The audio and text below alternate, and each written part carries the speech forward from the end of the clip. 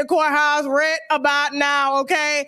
Shout out to Twitch right now. We're streaming live on Twitch. Shout out to Facebook. We are streaming live on Facebook. Shout out to TashaKLive.com. We're streaming live on TashaKLive.com as well as YouTube. What's going on? As well as YouTube. I know YouTube is always here.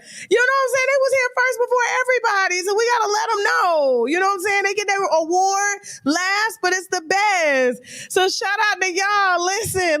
It's been a crazy day, okay? Landmark case. I think Diddy is probably the second black man, third man, but second black man in history to beat a RICO in the Southern District of New York, okay? 98% conviction rate. Today was a landmark victory for everybody. I think anybody that has ever defamed Diddy is about to run, okay? Listen to me. Now, before we get started, we got a host of different celebrities coming through. We already have them locked and loaded for time today.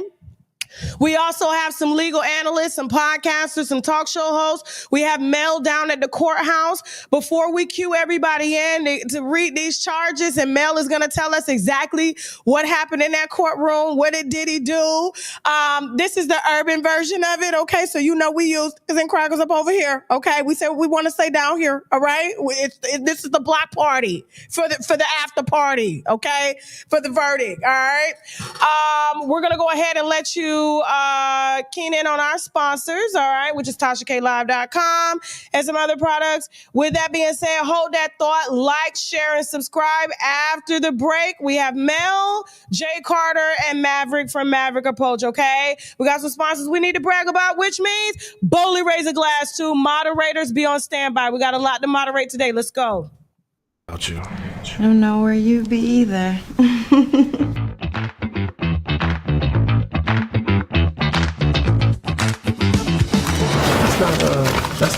An eviction notice? What the hell? Okay, so I'm the source of all of our problems or something? I've been here less than 5 minutes and problem. Where's Malcolm? Malcolm, where's my money? I have noticed you're behind on the rent. Is there anything I can do to lighten the load? Lighten the load? I'm calling to let you know that you are out of line. Check your Cash App. What? You're not gonna do it, are you? Tanya. It's not a time for jokes, Steve. Malcolm, I need my money. It's been 10 years going back and forth with this bitch. There was police called. There were people in handcuffs. She went out on a stretcher. I'm praying it's the final conversation because I ain't got no more conversation left in me. Yeah, it was just getting backstabbed by a person that I put in position. Mona and them never heard of a Masika. Mona kind of said, like, we need like a hoe character, you know?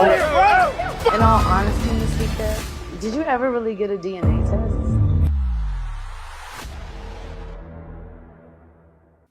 What brings you in, Travis?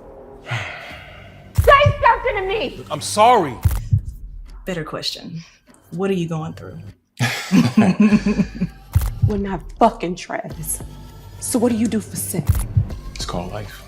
Life? Or wife? What's up, T? I can't find any groundbreaking stories. This stuff is like Groundhog Day. Nothing new has came up. I do have a few. When we start the show, keep it clean. Okay, but you know the rumors out there, right? I don't give a damn about the rumors. About Shorty. Can anything be traced back to you? I mean, I do help with little things here and there. Like what? What you paying her rent? Look at it this way. We are getting older and not so attractive, more so you than me. What better way than to pull the wool over your eyes than sex? So, what the fuck happened again? The bitch set me up with a trans and I didn't even know it. Oh, Lord Jesus. So is it true?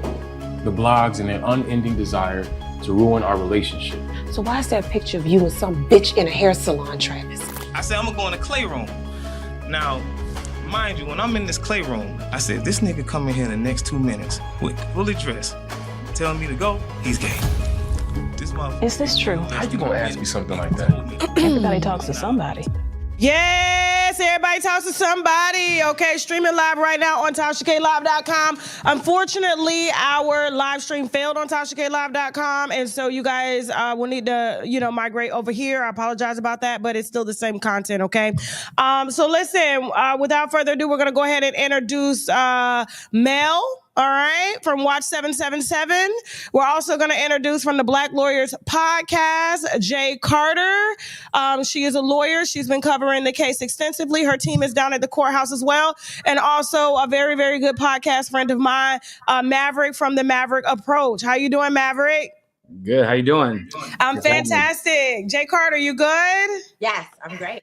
All right, and Mel from Watching the World 777. So listen, you were in the courthouse this morning when the verdict was read. First of all, before you get started, I did not think that they were going to go home, come back, and have a verdict that fast, being that they could not reach a decision yesterday. What happened, Mel, in that courtroom this morning? Well, it was a beautiful thing. Can you hear me okay? Yes, we can hear you. Okay, so Diddy came in this morning and he gave a prayer to his family. This is the first time that I actually saw that the marshal stepped away and they let him stand right head on in front of his family, and he gave a beautiful prayer. He said, "Let us pray.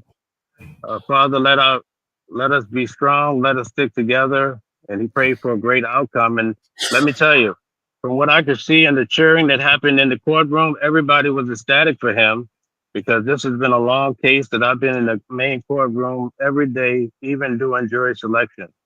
So it was quite amazing to see all of his family showed up, and they were excited to see that freedom could possibly be near for him today. In fact, it looks like the judge will let him come home. And if you ask my personal opinion, I think he deserves it. Okay. Real quick, so that's good to know. What did he have on this morning? Because I know Jay Carter said he was looking good with that all white on the other day. What did he have on this morning? He had on a yellow sweater with bluish gray khaki pants with a white shirt on, looking very sharp. He was in a very good mood and uplifting for everybody there. All right. And so how soon did you get word that the jury came back? Was it immediate? Like, did they, because they weren't dismissed to go deliberate again, were they? Yesterday, the judge said that he will allow them to actually go and deliberate straight away at 9 o'clock in the morning. There was no need to come to the main courtroom. So that's what they did. Shortly then, a lot of us went down to start eating, including the family. And one of the family members told me that said that there's a note, and we all ran back upstairs to the main courtroom. And the judge came out and really laid it out straight. The juror came out, juror number 5. He's the second one sitting in. He attested to what you probably heard online: racketeering, not guilty; sex trafficking of Cassie Ventura, not guilty; prostitution across state lines, guilty, which involves the Mann Act; not guilty for Jane Doe, sex trafficking, but again, guilty for the Mann Act across state lines with her. But it's quite promising because Mark Agnifilo, his attorney, stood up and he said, "Listen, I want my client to come home." And, the prosecutors, this is a very, I can actually speak freely now. You say you want to. Yeah, go in. So let me tell you the truth, right? When I first started covering this case, I thought there was major problems with this case. But when I started being vocal about it, you know what most Black people and people in general say? "Oh, you're a Diddy fan." No, I'm not necessarily a fan. I'm here to bring the truth to you guys, and you don't want to hear it. So what I initially started saying about this case and how the government targeted him, and guess what? We learned in this case that they used R. Kelly to try to hang up Diddy. And then they were going to use Diddy to hang up the rest of the average Black guys in America. So I stand with the verdict. I do feel like he should have got more not guilty. Quite frankly, you know why? Because these women lied on Diddy in many cases. So if you start lying, it's really hard for me to determine what part of your story is true. It was very clear, and I'll make this brief. This girl named Bonna, she came in. She was Cassie's friend. She said on September 26, 2016, early in the morning, Diddy came in the apartment, had her hanging over the balcony, threw her on some furniture. She showed pictures that had metadata bruises, right? They had the time when these pictures were taken. Guess what? One of the best Black female attorneys I've ever seen in my life. Her name is Nicole Westmoreland from Georgia. Yep, I know who that. Diddy added her late in the case. Diddy He wanted a woman. Right. Diddy was not even on the West Coast. He was staying in New York at the Trump Plaza. So when you see that the girls made up stories, because she testified that her and Cassie made up a story, they said, let's tell them that he hung her over the balcony at the hotel. And then Cassie said, no, my apartment on the 17th floor in LA has a balcony. Let's say it happened there.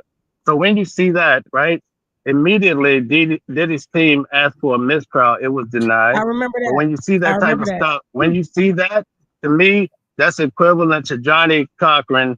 If the glove don't fit, you must acquit. And guess what? The jury stood up. They stood on business for Diddy. But there's a bigger problem that people can come into court and lie on your name. Now, I'm not saying he didn't do things that were wrong. I'm not here to talk about that. I'm just want to get the message out. There's a bigger picture with the government trying to commandeer people, lock them away for life, take away. They would have potentially taken away all of his assets had they won that RICO, but they didn't. And we talked about that. It was $400 million up for stakes, even if it was transferred out of his name and into his mother's name or kid's name. They were going to confiscate all of that, even if it was moved across seas. Real quick, I want to go through the charges. Okay, so count one was racketeering, conspiracy, not guilty. That charge was a maximum life in prison, so he's not facing life in prison. He is not guilty on that charge. Count two, sex trafficking by force, fraud, or coercion pertains to victim one, Cassie Ventura, not guilty. Maximum 15 years, maximum life in prison, not guilty on that charge. Count three, transportation to engage in prostitution pertains to victim one, Cassie Ventura, and commercial sex workers, guilty. That's obvious, okay? They were paying for sex and transporting people across state lines. Hold on real quick. Maximum 10 years that he's facing, okay? Count four, sex trafficking by force, fraud, or coercion pertains to victim two, Jane, not guilty. Minimum 15 years, maximum life in prison. That was Jane Doe, 50 Cent baby mother. Count five, transportation to engage in prostitution pertains to victim two, Jane, and commercial sex workers, guilty, maximum 10 years in prison. I did read that prosecutors on his side, the judge has asked for notes from letters for both sides so that he can start to formulate a release or a plan for Diddy. And prosecutors are so pissed. Them crackers are so pissed that they're asking for 20 years to run consecutively. Is that true? Jay Carter, what did your team tell you? So they are saying that, as you mentioned, they want the 20 years because you have 10 years for each charge of the or prostitution. But what they're also saying, he should not be released today for two reasons. One, they said that they argued that he has already shown himself to be violent, a domestic abuser. So he shouldn't be let out. And then the second thing they said was if he's out, he could commit more crimes while out. Now, again, I'm not saying that those are strong arguments. What I'm saying is that's what they provided the court. And what the defense is going to have a good chance of doing is knocking down that. Why? Because he wasn't found guilty of the most serious charges, right? Which is RICO and sex trafficking. They said there is no threat of violence or any real threat here, because if he really was a threat, if he really was so violent and a threat to society, then he would have been found guilty of sex trafficking. He would have been found guilty of RICO. So again, this is what the defense is going to argue. We'll see. They're going to submit the letters with these arguments I just discussed. But if the judge buys it, and I'll be honest with you, I'm sure Mel can concur, it looks like the judge likes Diddy. Even the jury didn't the jury kind of clap like when he thanked them? The courtroom exploded. I mean, this is that was gonna be my next question, Maverick, because I have a question for you in just a second. But Mel, what was his reaction when the verdict came down? What was Diddy's reaction? What was the jury's reaction? What was it? Diddy looked very relieved, but this is the first time I saw the guy light up like a Christmas tree. A light clicked on with him. He looked so ecstatic. But the first point of business, he turned to his family. But he also expressed his gratitude towards his attorneys. He was hugging them. Everybody in the courtroom went crazy. It was even the jurors. You could see at first they came out. You couldn't really read their faces, but once it was totally red and they all looked at Diddy intently, you can start to see them starting to smile, and some of them start nodding their head because they felt like justice was served in this particular case.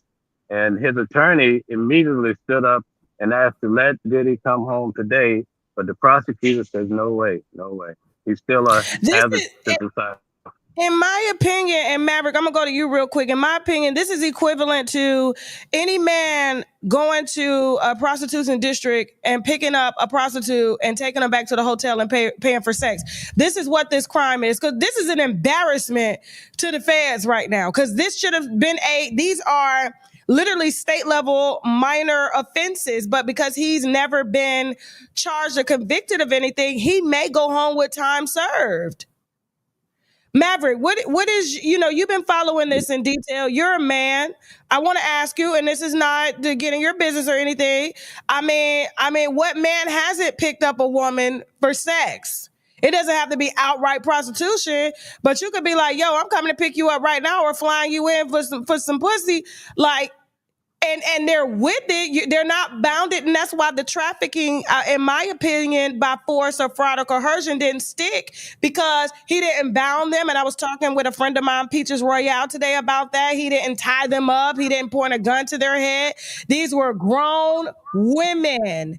R. Kelly's case, these were children. This was the second time that he was charged with this same thing. The first time he got off because they couldn't find the victim. This time the victim sat up in there. Okay, his entire team helped him to get marriage certificates and everything. And we're going to talk about that. But Maverick, what are your thoughts on this?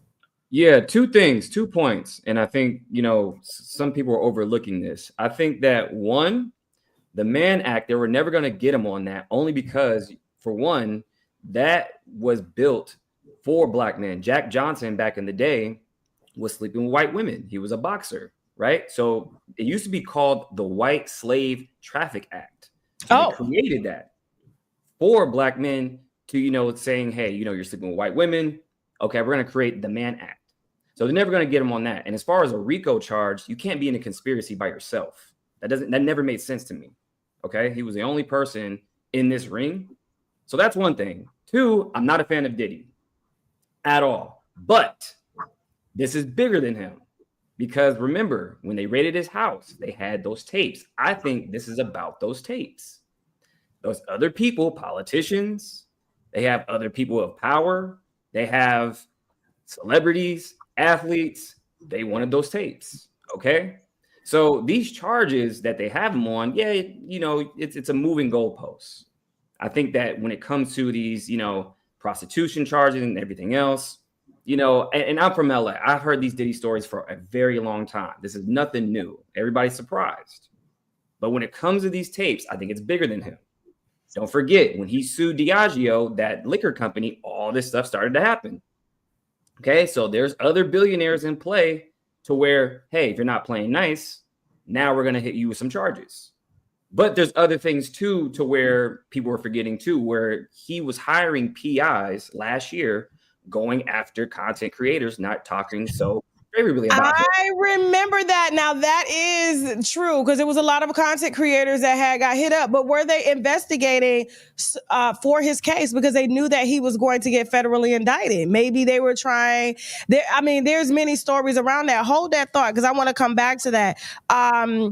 Mel, as far as the judge, what was the judge's demeanor in the courtroom after the verdict was read? Does it look like he's going to let Diddy go home? Yep. Yes, he's going to let Diddy come home. He was very pleasant to Diddy. In fact, when they were trying to negotiate this whole thing, he said, well, I think Mr. Combs doesn't want to go back to the BDC or whatever the jail is called there. And I just want to say this one thing, because I only have maybe a minute or 2 left. Okay. As far as clarity goes, these videos, it was testified in court that there was no videos confiscated from Diddy. The only videos that were in court came from Cassie and Jane Doe's cell phone. So that's what's testified in court. People might believe differently. There's no Meek Mill. There's no drugs in the baby oil. None of these things were necessarily true. There was nothing about white parties and celebrities. This was strictly about his relationship with these women and these alleged workers that they were dealing with. Okay. And we talked to some of the sex workers. He got good taste and picking men. Diddy does. 50 Cent just posted and said he's the gay Gotti or something like that, if I'm not mistaken. I'll have to go and read per se what he said, but he actually kind of congratulated Diddy on beating the feds. I know there's a lot of people that are celebrating. His family came out looking happy. I saw Mama Combs in the blonde wig, giving the thumbs up because they back in business. And so listen, please join us after the judge makes his decision on what he's going to do as far as Diddy going home, or is he going to remain in custody? What'd you want to say before you get out of here, Mel? Yeah, before I go, I just want to tell you one thing. I sat in this courtroom every day, right? I never saw anyone really come except Kanye West and G-Dep. But other than that, not a lot of people showed up for Diddy. He had a friend named Charlucci that came, and he was here every day just as I was. He was right at my side as much as he could be. But I will tell you, after eating with the family every day, being around them, they're very pleasant people. And Mama Combs is probably one of the most unique women I've ever met. Okay, great. All right, so we'll have you back after the judge, I guess makes his decision, correct? So you'll be back after 12 or after 1? What, like 1:15? It's at 1:30, so like around 1:45, I'll be right back on. All right, great. Thank you so much, Mel. I appreciate you. Okay, hold for reset real quick, guys. All right, no problem.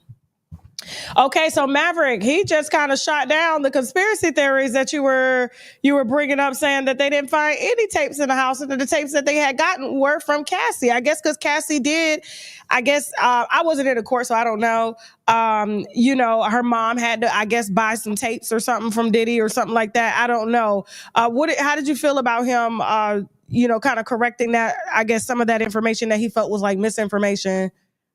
I don't think it was misinformation. And I think that as far as Cassie, we all know that she's not as innocent as we thought she was. And she made off with about $30-40 million. But again, we have to look up the ladder, because in the original indictment, we had Lucien Grange in the indictment. He all of a sudden, if you guys don't know, the head of UMG, he was in it. And then all of a sudden he just gets moved out of it. He's never talked about it again. So where is he? He knows something, right? So if he was in the original indictment, then he gets moved out. Then they're hanging out Diddy to dry. So I think that there's other people involved that's pulling the strings, and they're going to hit him with these charges because they don't want other people to look up the ladder. So I think that's what's going on, because I definitely think there's other people on the tapes. And I always said this. I've been saying this since the beginning. Diddy's list is Epstein's list, okay? Because we still don't have an Epstein list. And you have 2 billionaires from New York running around the same circles and they don't know each other.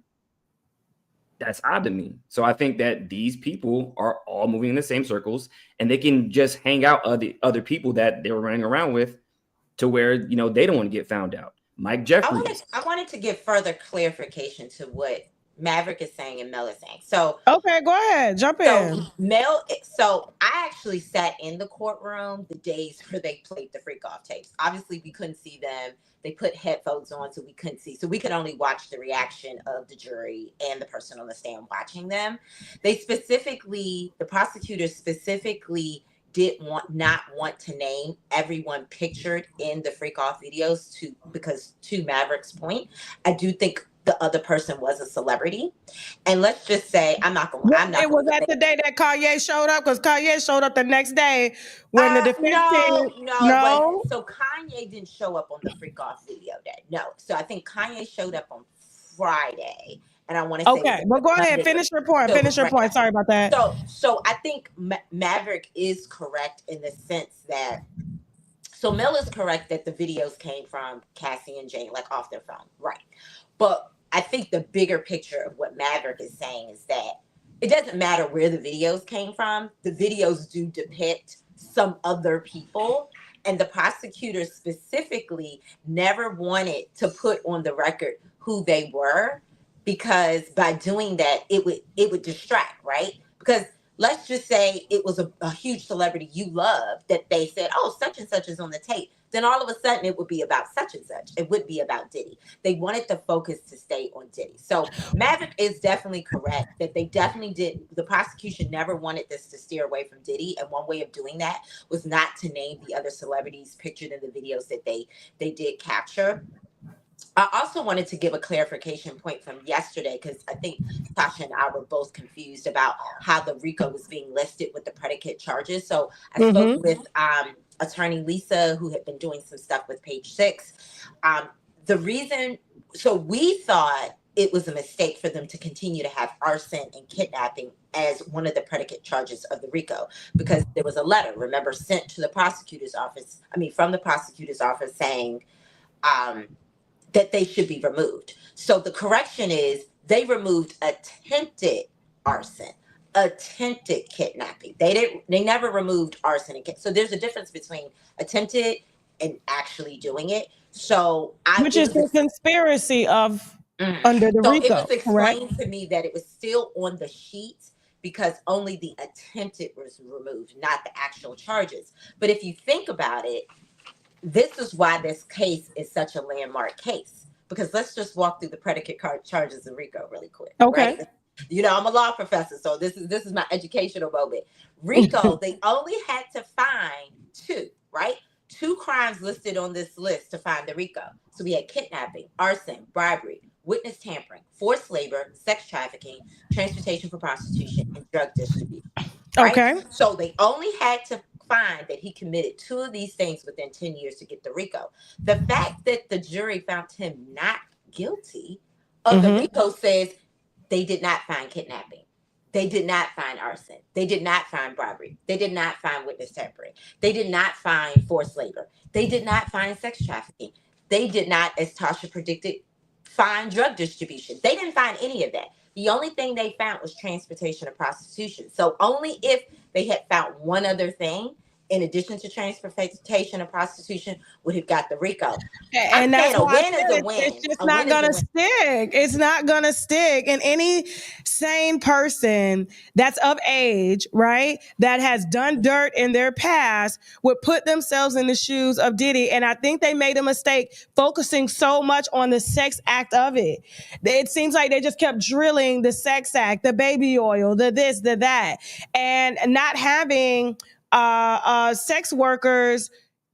In my opinion, I don't feel like the sex workers help the feds, because it's like, yeah, he beat Cassie's ass, but then Cassie got right back to sucking dick because she wanted to and was texting, hey, I love the freak off. I love the freak off. Let me just add this real quick. So baby oil right now is being sprayed into the crowd outside of the courthouse, is what's being reported right now. Some people gathered outside the courthouse after Sean Diddy Combs' verdict was seen, spraying baby oil into the air. Okay, the baby oil stock is going up. It's now. Johnson stock going crazy right now. Exactly. Right? It says remnants of oil could be seen on the courthouse pavement. Okay, listen, this is CNN reporting this. Combs' alleged use of baby oil in the freak-offs or drug-fueled sexual performances was brought up frequently during the trial, of course. And when they arrested him, they found 2 mini bottles of baby oil and a little bit of pink cocaine on the dresser when they arrested him, because it looks like he was about to have one last freak off before he turned himself in, but they got him a little too soon. I wonder who that woman was going to be. Do you think it was going to be Young Miami? Because Young Miami is celebrating Diddy's win right now. She posted Justin Bieber. She just made a post. Yeah. Like, and she go Poppy, go Poppy, go Poppy. I have a question. Whatever happened to that drug mule who used to play for Syracuse? He testified. Tell us about the testimony, please, because the drug mule who brought all the drugs to them got immunity to testify. Yeah, he got off, right? Right, but to be clear, I want to make sure this is on the record. He got on the stand and said he is not a drug mule. He says, I am an assistant to Diddy. Yes, I set up rooms. Yes, I was in charge of cleaning up any paraphernalia like drugs and baby oil and things. He says, but I am not a drug mule. So whether he really is or not, A, he got immunity to testify, and B, he kind of helped Diddy's case because he made it clear he was not a drug mule. Something else I want to clarify, the prostitutes actually did help the prosecution's case. And let me tell you why. This is why. Please elaborate. Because think about it. Put your glasses on. The reason why they helped the prosecution's case is if Diddy had never used his credit card to pay for some of the prostitutes to come across state lines, there would be no guilty charge of the Mann Act, right? They would have no evidence. Let's just say this was all cash, because for the most part, it was cash. Even Cassie said, oh, we would deliver cash. I would just hand off cash. You can't track cash. So what I'm hoping Diddy learns from this, and everybody that's listening to this, if you are going to do something, which I'm not telling you to do it, but if you're going to do it, anything used with a company credit card is what ties it to him. If there was never a charge for flights, there would be no evidence to connect him to transporting the prostitutes across state lines. So in that way, that is why I did predict that if there would have been a guilty charge, it would have been transportation of prostitutions. Because again, they spent, I want to say, 4 to 8 hours a day going through every line item on Bad Boy Enterprises invoices showing Cassie texting the prostitute, hey, come on up, let's go here. Come to this city, meet us at this hotel. And then they would immediately, next to that text, show, not all the time, because sometimes it was cash, they would show the Bad Boys Enterprises credit card being used to then sometimes purchase that flight. So that's what got him caught up. If there were no credit card charges, Diddy would have walked away completely. But what about, real quick, I think everybody forgot about John Odie. Where did he go? John who?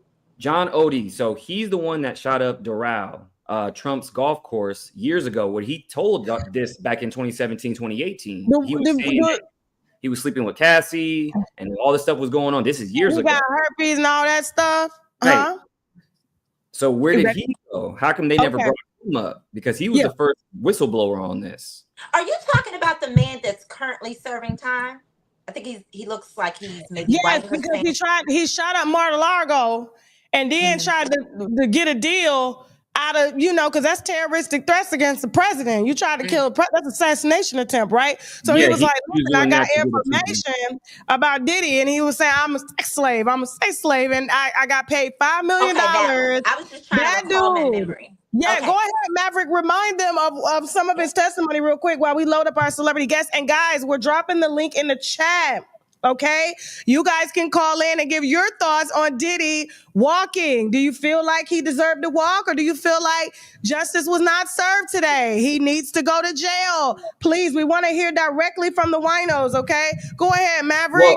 Well, speaking of his jail time, real quick, I don't think him because he's facing 20 years, right, on those 2 counts. Yeah, 10 years for each. 10 and 10. I don't think he's going to do anything near that, only because this is a first-time offense. So I think that with the time served, probably going to get like a year, maybe 2 years. I don't think anything past that, though. I mean, at this point, anything is possible. Anything is possible. But the fact that you could face up to 10 years for each, you can't assume that you won't get the 10 years. You just have to pray and hope that you don't. Like you said, some of this could be time served. Some of this could be probation. There can be, when your sentence can be a hybrid. It can be a mix of things, kind of like Young Thug, right? Young Thug, it was time served, and as long as you don't do anything for the next 20 years, which I've never heard of a probation. Young Thug was a bad deal.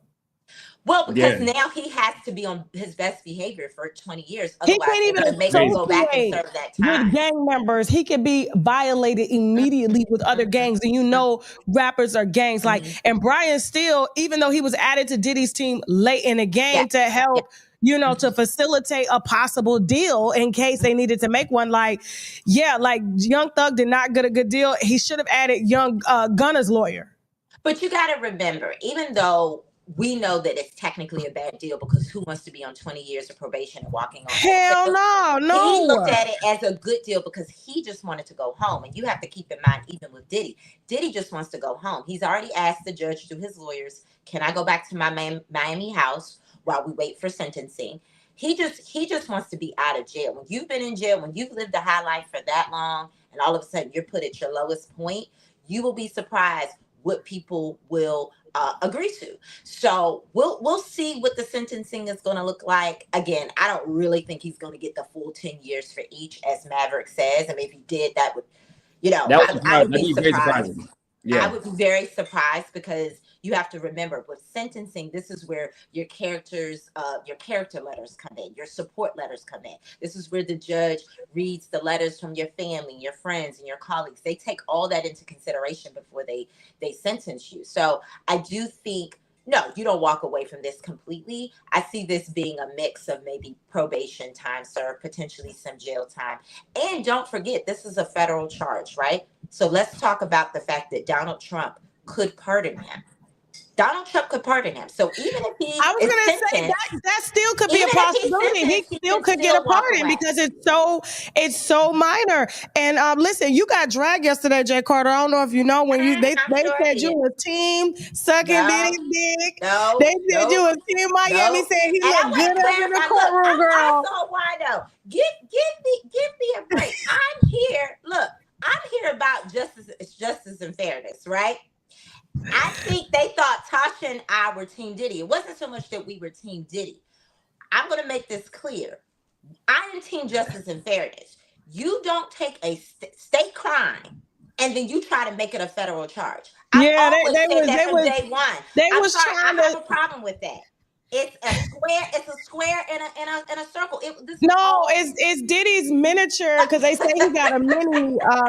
That's why he would hire workers to do the business, because he had a micro. And I know guys anyway with high estrogen levels like Diddy. You know what I'm saying? That's why he always had to have BBLs and breast reductions and stuff. And he got wide hips and shit. When you got wide hips, you have an estrogen dominance. And that's why people would think that he was, kind of, gay or whatever like that. But they say he would hire. I got to ask one of the sex workers that came on the size of Diddy. But Maverick, real quick. You never did you feel like Diddy should have gone to jail? Do you feel like justice was served, Maverick? I feel like this. I feel like it's one big show to me. Okay. This whole thing, again, I think people have to look up the ladder. I think there's more components to this thing that people aren't thinking about. People will focus on the baby oil and all the frivolous stuff. Whatever happened to the minors that was involved? But people it wasn't presented at trial, though. That's what I'm saying. With what was presented at trial. So I hear what you're saying, Maverick. There was a lot of distractions. There are other things that could have been included, but it wasn't. So answer the question. I'm going to put you on the stand. Answer the question directly. Based on what he was found guilty of, paying prostitutes to come across state lines, do you think it was fair that he was found guilty? Yeah, of course. Okay. And that's what about the RICO? What about the RICO though? When you look at the charges as just black and white, that's all I'm saying. I'm an adult. I'm 43. I pay my taxes, right? Okay. When you look at the charges as then, they could have probably brought him up. They could have got a lot of stuff on Diddy, but they chose to focus on this part. Okay. Because they thought it was a slam dunk case. And besides, they started their investigation before they even brought an indictment and did a press conference before they brought the indictment, when they sent the Homeland Security in to go raid his homes. So that right there, it makes it impossible to find a jury who hasn't really, seen anything in terms of the case. So the feds kind of know what they do when they're using the media to help drive a home run. So if they do end up putting a jury in place, they know that they've heard a little bit about Diddy. So it's impossible, especially with social media everywhere. And so I think they thought that with everything that they had drove and everything that they had put out using, mainstream media, that this was going to stick. And I think this, to be honest, people forget he's a billionaire. They don't live by the same rules and the same game that everybody else does. If this was some regular guy, he'll get life in jail easy. Okay, so that's one thing. Two, when they raided his house, he just conveniently wasn't home when they raided the house. This is what I'm saying. So, like, again, with the tapes, with people being on there, politicians, athletes, like all these people of interest, that they're going to be, involved to where this, it's like, well, they're not going to be, they don't want to get found out. This is what I think. And we're not saying that that's not I think this. Go ahead. They had to get him. Okay.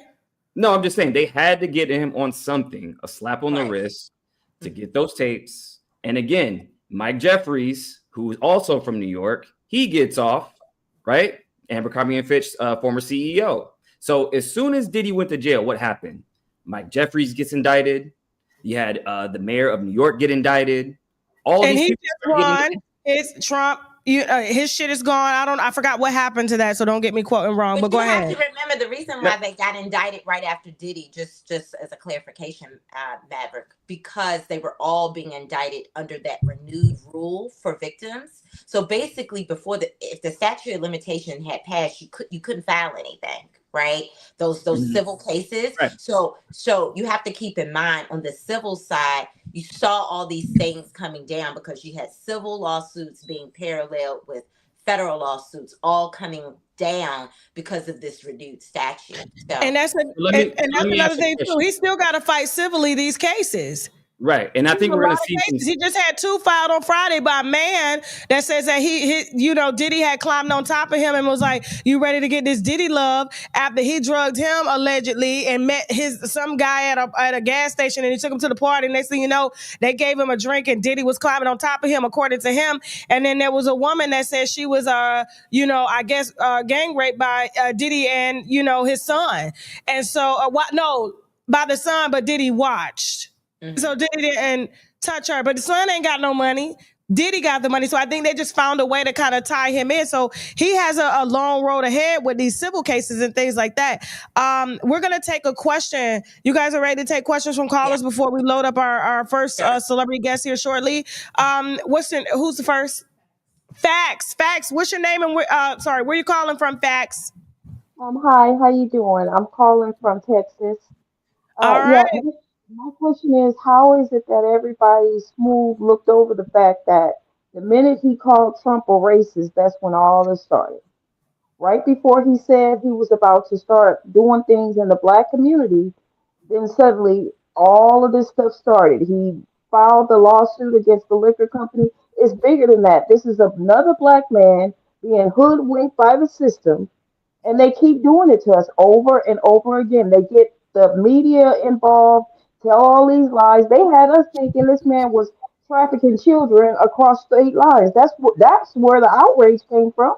That's why everybody was so pissed off. But none of that came out in the trial. Why? Because it was lies. Again, this is another case of the same thing. So my question is, why is it that nobody is seeing what's really happening? Okay. People do Thank see you it. so much, Fax. Go ahead. Jay Carter, go ahead and answer, and then Maverick, you follow.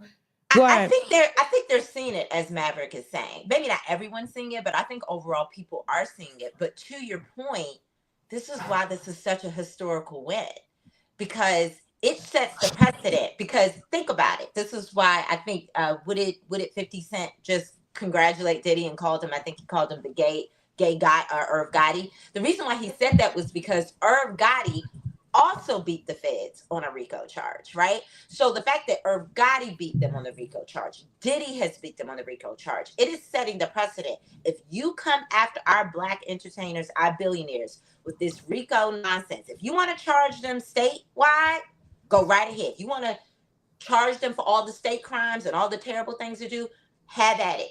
But if you pull this mess again and bring this into federal court, when you know it does not belong in federal court, you are not going to get the conviction you're seeking. And so if that makes me Team Diddy, then that makes me Team Diddy. I don't think I'm Team Diddy. I just think at the end of the day, you should not be charging someone federally if it is a state crime. And I'm going to stand by All I know is Carisha finna be walking around downtown Miami smelling real pissy for the next 2 months. She got a lot of making up to do, okay? She's the freak off girl. She's the ride or die. Go ahead, Maverick. home right away. Yeah. Yes. I think Diddy's a Fed, to be honest. I think he's a Fed. And even Kanye said it a couple years ago. Kanye, he was saying that, yeah, Diddy, you fucking Fed and all this other stuff. So I think that he's given information. I think he has a lot of dirt on a lot of people. He is the Black Epstein for sure. Because you don't run around for that long having all these tapes and all these freak offs and all this stuff going on with celebrities, high powered people, and you don't have anything.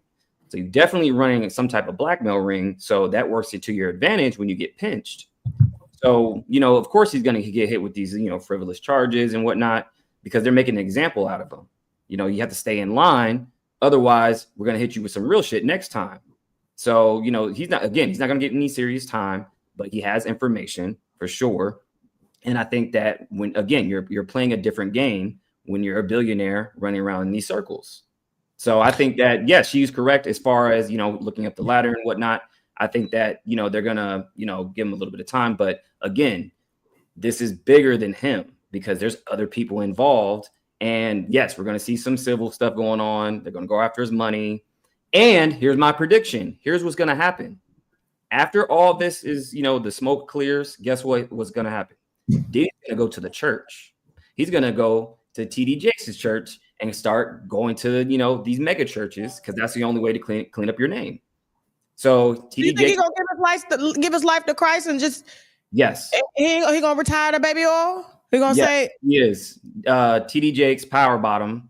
He already stepped down. All right.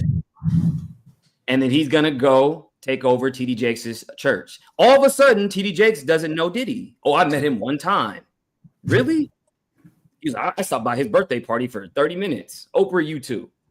So, and that's the thing. Here's the thing. I don't look. Black people, we have to start holding other Black people accountable. I'm tired of this race card thing to where they're doing nefarious shit and we're just looking the other way. Okay? I forgot everything you said when you said power bottom. Don't do Teddy that way. I forgot everything you said. He gonna cut out. Teddy done left Black women for white women now. What you talking about? I'm just saying. Listen, we're gonna take another caller real quick. Who's backstage? Thomas? Timeless. Where you calling from? I'm calling from Charlotte. All right, shout out to Charlotte. So what are your thoughts on what just happened? Diddy beat them crackers in the Fed case. What's up? I have to agree with Maverick when he says our community has to start holding our people accountable. You got people in front of the court yelling a Black man being attacked and all this mess. We saw with our own eyes on TV, this man beating up Cassie, kicking her like she was a rag doll, treating women like a piece of meat, and they own them.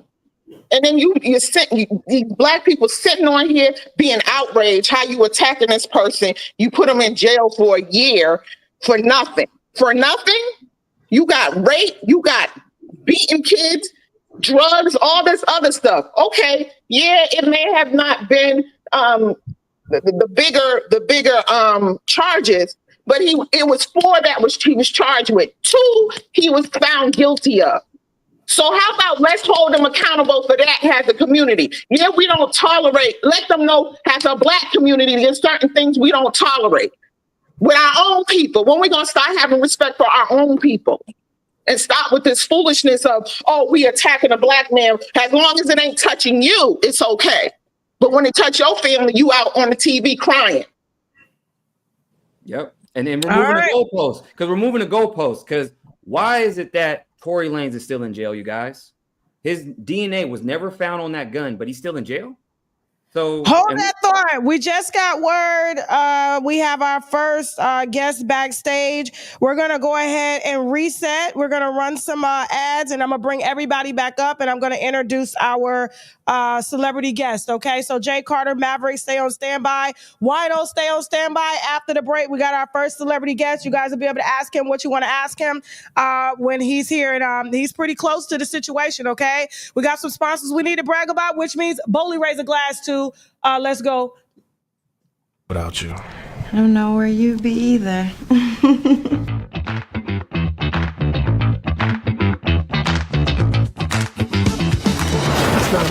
That's An eviction notice? What the hell? okay, so I'm the source of all of our problems or something? I've been here less than 5 minutes and problem. Where's Malcolm? Malcolm, where's my money? I have noticed you're behind on the rent. Is there anything I can do to lighten the load? Lighten the load? I'm calling to let you know that you are out of line. Check your Cash App. What? You're not gonna do it, are you? Tanya. It's not a time for jokes, Keith. Malcolm, I need my money. It's been 10 years going back and forth with this bitch. There was police called. There were people in handcuffs. She went out on a stretcher. I'm praying it's the final conversation because I ain't got no more conversation left in me. Yeah, it was just getting backstabbed by a person that I put in position. Mona and them never heard of a Masika. Mona kind of said, like, we need like a hoe character, you know? In all honesty, Masika, did you ever really get a DNA test?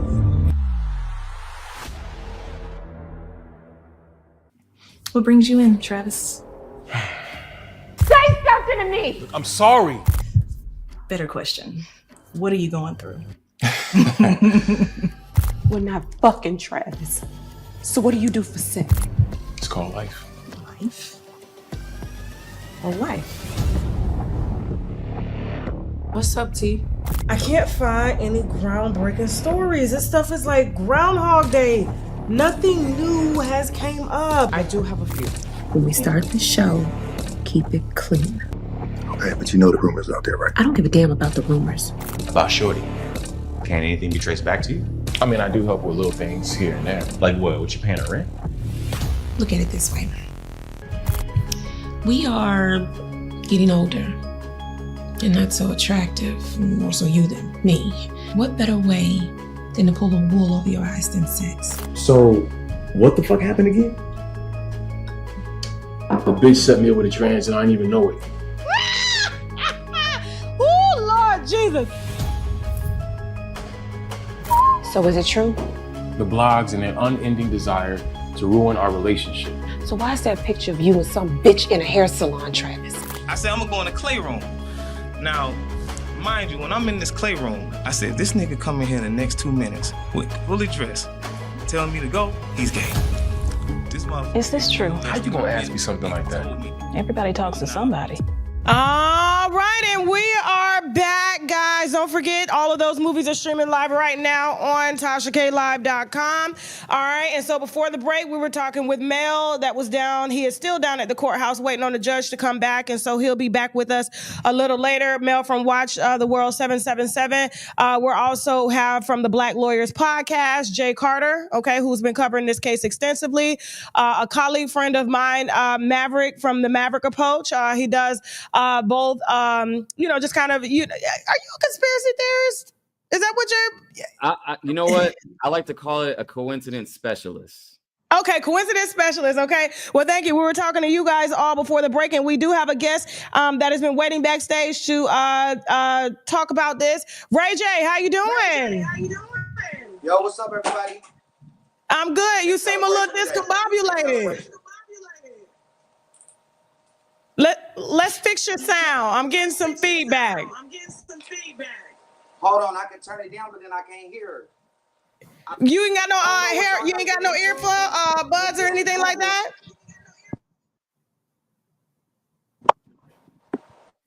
All right, how about now? Are we good? Is Adrian backstage? All right, drop him down for a second. Get him back up here real quick. All right, so Ray J just got the news in. We definitely got to hear his thoughts on it. You know, he's been to a couple, he claims he hasn't, but been to a couple of after-party Diddy parties. But, of course, everybody in Hollywood has been to Diddy parties. How's he doing back there? He's good? Okay, cool. We'll bring him back in just a second, guys, okay? Real quick, we'll take a real quick caller. Real quick, can you guys answer a question real quick? Yep. All right, go ahead. Who's calling? Bubba, where you Bobby? Bubba ZX. I'm from Philly, North Philly. Okay. Let me just keep it 100 with you. First of all, I saw you in the beef sector about 2 years ago. And they wouldn't, I think you were over there at Jay Wilson's channel. Somebody over there in the beef sector. Well, they brag about you all the time. Anyway, let me tell you. Yeah, let me tell you what's going on. Down well. Go ahead. There's a group of people that claim you started over there with them. And then you got big time and you don't mess with them no more. But it don't matter. Yeah, people lie all the time. What's your comment though? All right, this is what's up. First of all, it's a lot of angry women out here. A lot of angry women because they wanted him to get convicted because of the assault video. That's a fact.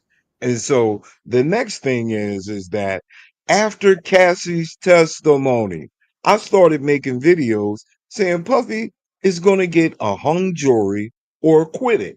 And the reason being is because Cassie is a smut. And men and women look at evidence differently. We look at things differently. Women are looking at her as a victim, and men are looking at her as a hooker. Plain and simple. Somebody chasing the bag. Can I keep it 100? I'm just keeping it 100. Yeah, I mean, that's why you called it. Yes. Yeah. Absolutely. So women are angry about the video at the hotel. Well, the statute of limitations went out, and Cassie was after the bag. Every man out here knows that she was after the bag. She didn't care how she got to the bag. She would let somebody pee on her for the bag. And as a man on the jury, we're looking at her as a gold digger that was willing to do anything to get paid. And that's why he got acquitted. Now, the 2 charges that he was convicted of, that was to pacify the one person that wanted that guilty. So they got together and said, look, let's just do this, not guilty, but we'll give you the guilty on the transportation. That's called horse trading. Both of those charges are about 10 years apiece. They will run concurrent. He might get a YSL deal and get on probation for 20 years because that's a part of the game. Puffy may only do 2-3 years at the most, if that. I'm looking at probation for about 10 years. And all y'all angry women out there, I know y'all shutting it down. Y'all ain't gonna be laying the brothers because you're mad, but it's okay. You'll be all right. You'll be all right. You're gonna get past this. You're gonna get past it. Hold on. Let me speak for the women, especially the black women that's watching the show. I got to, because we catching a lot of slack as black women for what y'all are going through. And it's not black women that are bringing the cases against y'all. The only person that has happened to is Tory Lanez.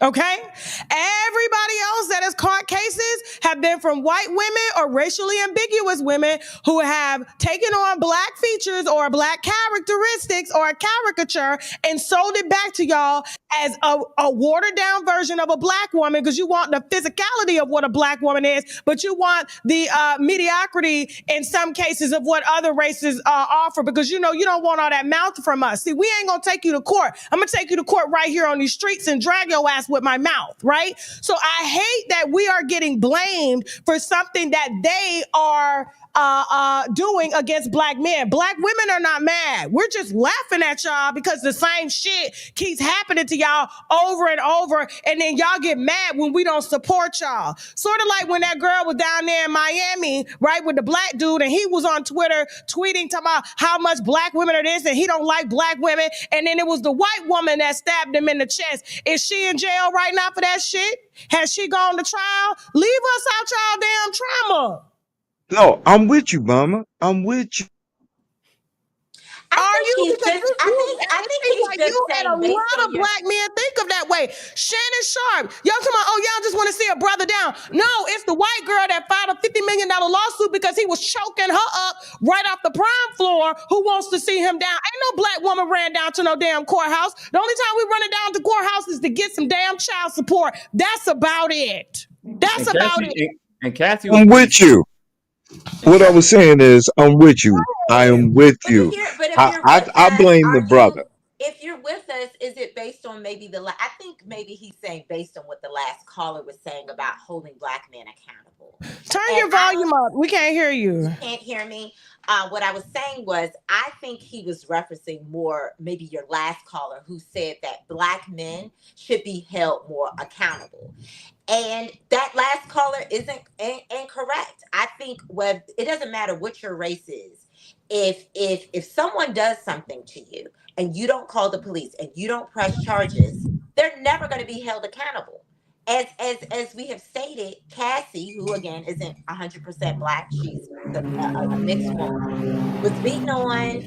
She was supposedly sexually assaulted. All those things. She never filed any charges against, got the prosecution to file any charges against Diddy on the state level, right? And now the statute of limitations have passed. And so, no, he cannot be held accountable for those charges. And so I think that the sentiment is because he will never be held accountable on the state level for what he did to Cassie or anybody else, that people are just trying to lump it in to what was received today. And that's just reality. That's just reality. It's being lumped in.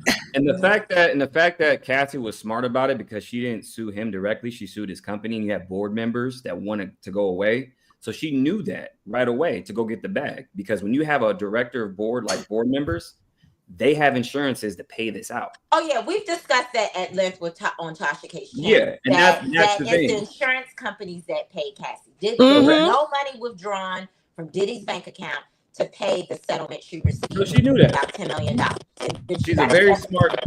Right. She got a separate $10 million for the hotel. I think we're having some sound issues from you. Somebody's cell phone ringing or something like that. So go ahead, Maverick. And I need you to turn your volume up too, Jay Carter, because you're really low. Go ahead. Go ahead, Maverick. She's a very smart 305. She knew what she was doing. She got about 30-40 million out of the deal.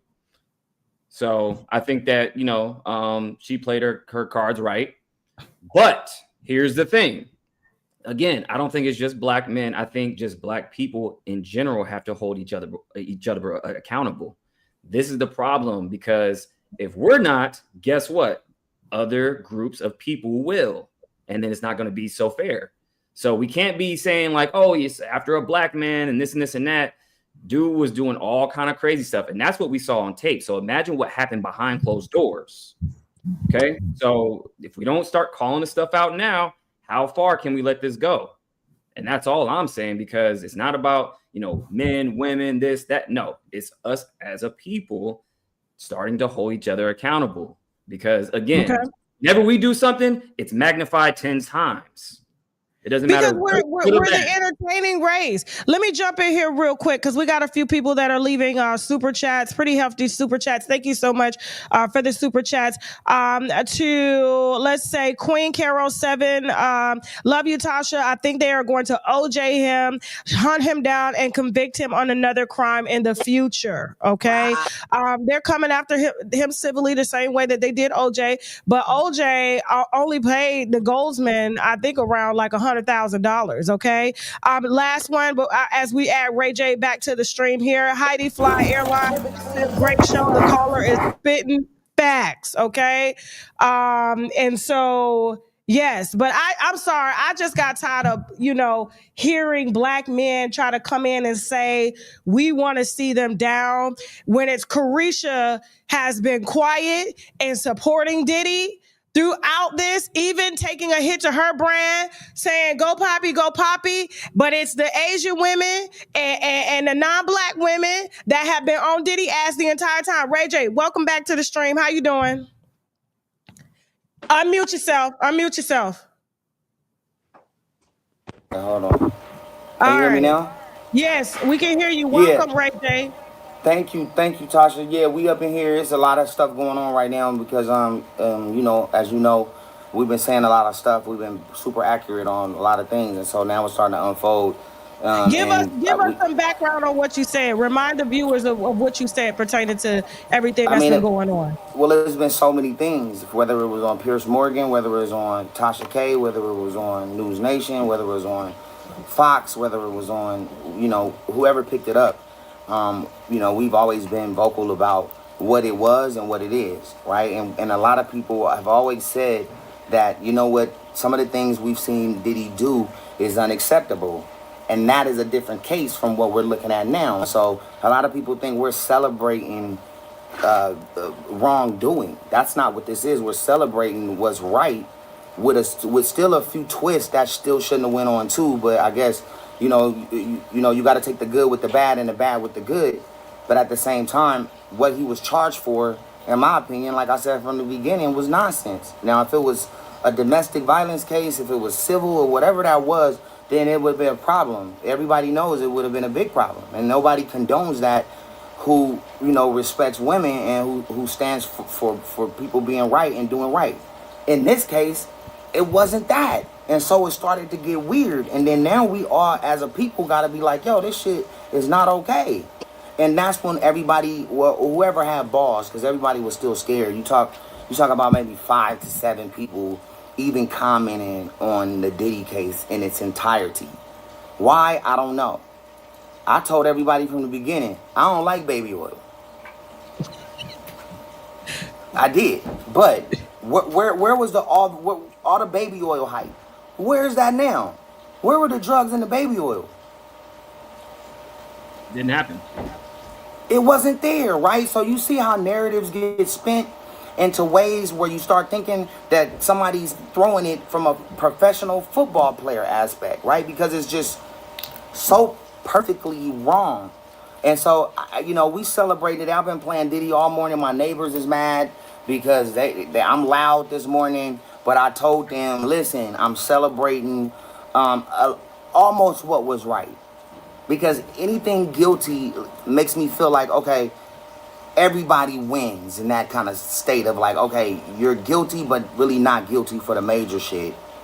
So I guess everybody wins, but Diddy gets to go home with a weird, image now. But is his image tarnished? I don't know, man. I don't know. This when Puff get out, this is like, what does that look like? What does that look like when Diddy gets out? The biggest all-white slip and slide baby on party at the mansion in Miami. But think about it like this, though. Go ahead. He's going to the church. He's gonna either start a church. So do you think your video is messing up, Jay Carter? Go out of the link and come back. We'll bring you back in just a second, okay? You gotta probably go out, shut your phone down, and come back in, okay? It's really bad video quality. Okay. That's what she told me last night. I'm just playing. I'm done. What were you gonna say, Maverick, to Ray J? Because I got some questions for Ray J in just a second. And so do Wino. What were you gonna say, Maverick? It's just a prediction. I'm just saying. When he gets out, he is going to the church. So you think he's going to the church, Ray J? You think he's going to summon up TD Jakes and everybody, people that weren't there for him during his trial? Summons? You said you think he's going to summon them? He's going to go and summon the church to help him rebuild his brand, to change his life before the world. Do you feel like he's about to do that? But Taj, can you summons a church? That's crazy. Yeah, you can. And you can buy a yes. That's crazy. That's crazy. I think that I think every time I've been around Diddy, it was a Sunday. He was always playing gospel music, and always like when I was around and like maybe early in the day, it was always spiritual music or motivational music going on. You know what I mean? And I think that's what when people are inspired by other people who's successful in that space, you always go, damn. So there's so many different elements to it. Like you can party, you can wake up, work out, play some spiritual music, get some motivation. You know what I mean? Go get something to eat, have like a good vibe, a good meeting there, close the deal later on the board with a suit on, and then party later on that night, all night till 3. I mean, that's a you never saw, according to you, because you've done several platforms.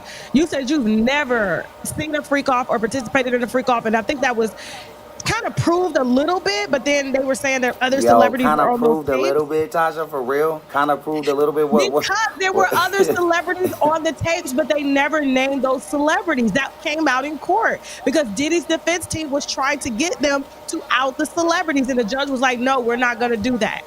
We're not going to do that. We're going to focus on the matters at hand." So obviously there were other celebrities. So you're telling me you are a nepotism baby. This is what's all you know. What's you nepotism? were born into what's the shit. mean? You were born into the celebrity, the LA, the Hollywood. Here's the thing about Ray J. I've known Ray J for a long time. I've never heard anything about Ray J. I will say that. I'm from LA too. But wait, math. You like when you say that because you my brother, right? But when you say you never heard of nothing about Ray J, it's crazy. Because people were saying that. People were saying that. No, but what I'm saying is, we've seen you on tape. We've seen you on tape. Yeah, that's what I'm saying, and I'm not happy about that. And it wasn't really me, Tosh. It was AI. That wasn't like, huh? It was AI. It was Ray I. Wait. Huh? Where's JLo? 1 second. Where's JLo? Something's wrong with somebody's sound.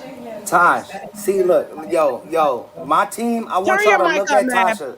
Look how good Tasha looks in the middle with her camera. With her now, she don't got a camera. She got like a FX9 or something, or she's shooting on a red today. Can I get my Sony? Let's go. Like I'm like, look. I need to do. Listen. Josh, I need to do part 2 because when I come back, I'm gonna have a blazer on. I'm gonna have the news screen behind me, the FX6. Right now, I'm looking like yesterday. You good? But you're Ray J. But we this is like just kind of everybody slid out the bed. He's not guilty. Ray J, real quick. They're saying that none of his celebrity friends showed up for him. Nobody. What do you have to say about as much as Diddy has done for the Black community, for the celebrity world? How do you feel about people not showing up for Diddy? Listen, more money, more problems, man. Can't nobody hold me down. Can't nobody take my pride. Oh no, I got to keep on. You know what I mean? What's up? Yo, Ye did, but Ray did. Ye did, but Ray did it first, nigga. What about French Montana? What about DJ Khaled? I don't know French Montana. I don't know that nigga. I have no idea who French Montana is. Shout out to DJ Khaled, and I love Khaled, but Khaled is a colleague. I don't know Khaled like that. Khaled's a colleague. In my defense for Khaled, I'm gonna defend Khaled. Okay. I love Khaled. Khaled ain't even spoke out in regards to the Palestinian shit that's going on. Hold on, he from Palestine. So look. Here go. Look. Go ahead. Speaking of DJ Khaled, you see that picture behind me? Yes. That's me and Diddy in DJ Khaled car. On the dead home. Ain't said nothing. I don't know. Khaled's his own boss. Because you got to understand, Khaled is extremely branded with multiple brands from tier 1 companies. And so there's certain things vocally and like the subject matter doesn't equate to what brand is supporting him. So it's business with him. He got kids. And so you got to respect him feeding his family and what he's doing where he can't jump off the boat and go, I'm a splash in water with nobody throwing the thing out for me later. So now when I come back, it's almost like when Ye goes off the deep end and he got everybody around him, and then later when Ye says, I'm sorry, it's like, fam, but we was all there. Now what we gonna do? You know, I don't know the answer for Khaled. I just know he's extremely brandable. And he got a lot of brands behind him. For me, I don't give a fuck. I'm extremely 100%, 1,000,000% bootstrapped from the beginning on all my companies, on everything we've done from the ground up. So I can't be fired. So that's why I speak my truth. Let me ask you something, Ray J. You've been in Hollywood a long time, and there's a lot of women that's linked to you, and nobody has ever came out and said not one allegation against you. That is rare, Ray J. And I remember when you had that multi-million-dollar deal with your bicycles, what you had, the scooters. And you, I mean... Yeah, I sold it to a company in Canada. Yes. Nobody has ever, I mean, anybody I know that makes the kind of money that y'all make, you, Floyd Mayweather, 50 Cent, everybody is being accused of something. Why do you think nobody's ever came after you? Well, I mean, first off, I love my mom and my sister. So I be getting into like little random bullshit. Y'all be seeing me go viral and shit, but it's never nothing in that world because I don't know. That's not in my blood. I guess, you know, that's not what I've ever seen in my life. That's not ever what I've been a part of. And so I don't have that in my DNA. But whoever does have that in their DNA and they reach a certain level, there should be things implemented like all the people who have oh, dang.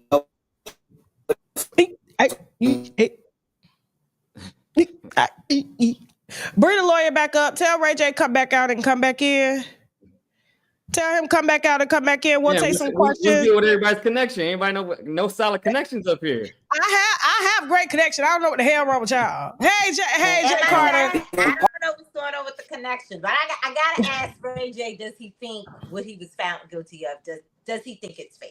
Yeah, no, we're going to ask that, and we're going to bring some callers up. So we're going to get him to get back in here. My team is working behind the scenes to get him back in. Okay, hold on for a second. Okay, gotcha. All right, so hold on for a second. I'm talking with my producers backstage right now. Okay, hold on. All righty. All right. So we got a few other celebrity guests that's going to be popping in too. Hold on for a second. Hold on real quick. Hey, we got a caller waiting. What's the name? Who? Monica, where you calling from? Milwaukee. Can you guys hear me? Yes, I can. What's your question or comment?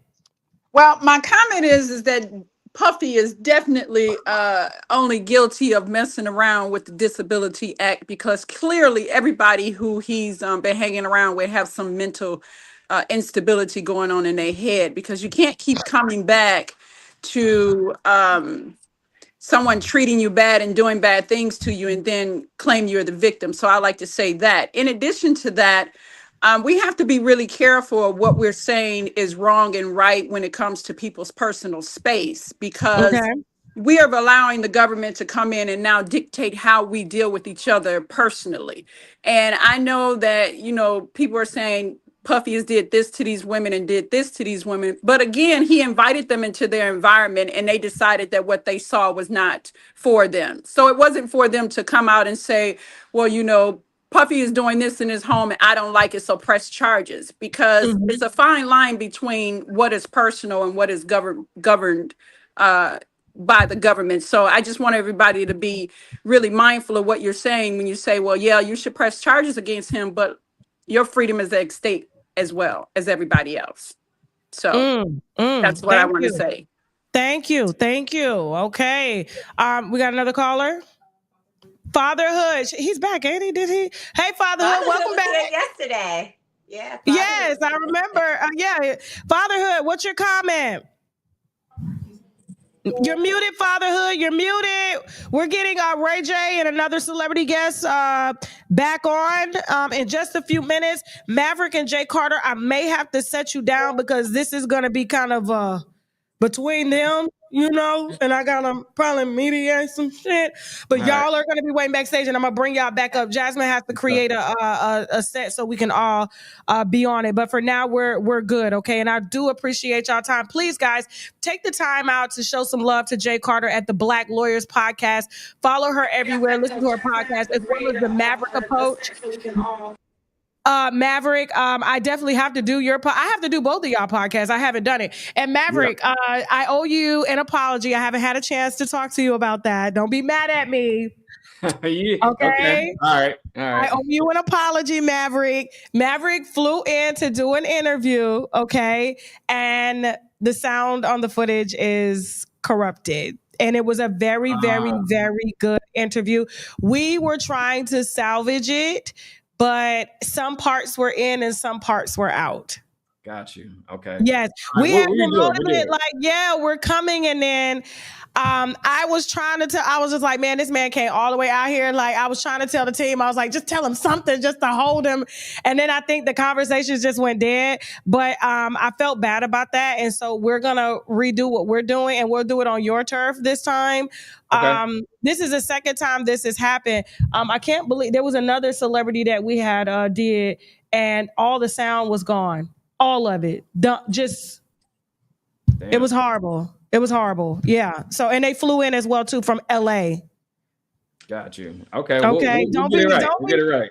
Don't be mad at me, but you can tell your story though. Like, and we can talk about that before you get off today with your experience with Megan Thee Stallion and Tory Lanez, because he does have a really nice, interesting story about that.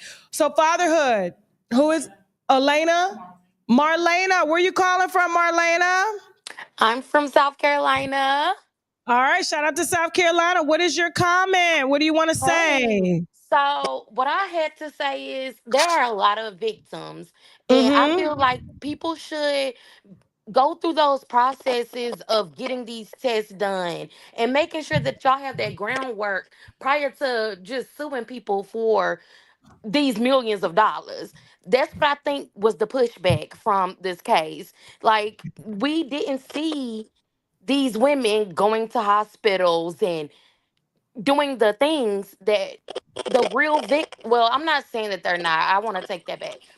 You said it other right. Women that real victims do. They go to the really hospital. do. And that's crazy. And I don't like it that wasn't the proper protocols. And it's like, that's where I feel like it came sketchy in this whole case. It's like, yeah, he is a billionaire, so we can do it like this.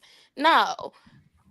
I'm sorry, but that's the only reason that I'm like, okay, free this guy. And I am somebody that had to go through a federal case myself. So I knew it was certain things that you can only do. And that's the only way you're going to pick me up on that charge. That's it. You cannot do that. And that's why it kind of make it seem as if they are doing these things to these people with this type of money. And I ain't too much fond of that. I ain't no Diddy fan, but I ain't no, like, I ain't either way. But it's like, I really would like for them. Okay. No problem. Thank you so much. I think we were having some connection issues, and Jay Carter, sometimes your internet comes in and comes out. Yes, it's like you go blurry, then you come back. We gotta fix that because your opinion is valued here. Who's next, Jasmine? Jay Reed, where you calling from, Jay Reed? Guys, the link is in the chat. And we're waiting on 2 more celebrity guests right now to join our live shortly. Okay, so I'm calling from Chicago. Yeah, so I'm calling from Chicago. I have a theory that Diddy was used as a political pawn during the Biden's, the Kamala campaign in order to elicit Black celebrity support. It was at one point Diddy said that we need to form our own political party because the Democrats are not helping us. And shortly after that, around that same time, Mayor Adams had an issue with the immigrants, saying that he couldn't afford to maintain all of those immigrants, the illegal immigrants, as a sanctuary city. Mayor Adams was indicted the next week after that comment. And Diddy, when he got indicted, they held a press conference that was real strange on the RICO. They did not say anybody's names. They threatened everybody and told them to come forward. I believe because this political appointments, the Homeland Security and all those things can have a political leeway and sway, that they were going to pressure those celebrities to endorse and support the candidate. I agree with that. I agree. I was like, Maverick, that's how you've been preaching that. I agree. All these people that, you know, was campaigning for Kamala Harris, you know, you had, you know, Cardi B and JLo and all these people coming out the woodwork. She still lost. And the fact that, you know, these celebrities that were campaigning for her after all of those things happened was very odd. And I think that is pretty suspicious that when Diddy was saying, hey, we need a new political party, I'm going to start it, we need to start fighting for ourselves. Oh, they don't like that. Okay, because they built this system a long time ago to where it upholds a lot of racism. And I think when it comes to the left and the Democrats and whatnot, the Democrats started the KKK. A lot of people don't know this. Okay, do your research. Now, when he starts talking about the political stuff, now they want to hit him with charges. Now, it's not to say that he's not guilty of the things that he did. Here's the thing. They let you roam around for as long as you play their game. Now, if you step out of line, then we're going to hit you with some charges. That's how the game is played. We're going to ask you in just a second, Maverick, about the Tory Lanez situation, because you know Tory and you've had your own legal run-ins with Megan Thee Stallion. And This is a similar case, people are saying, but I said it's not similar because it was a Black woman that came for Tory. Okay. Mm-hmm. It wasn't other women. You understand what I'm saying? Jay Carter, what do you want to say to what the caller just said? I can't hear you. I do okay. think hold people.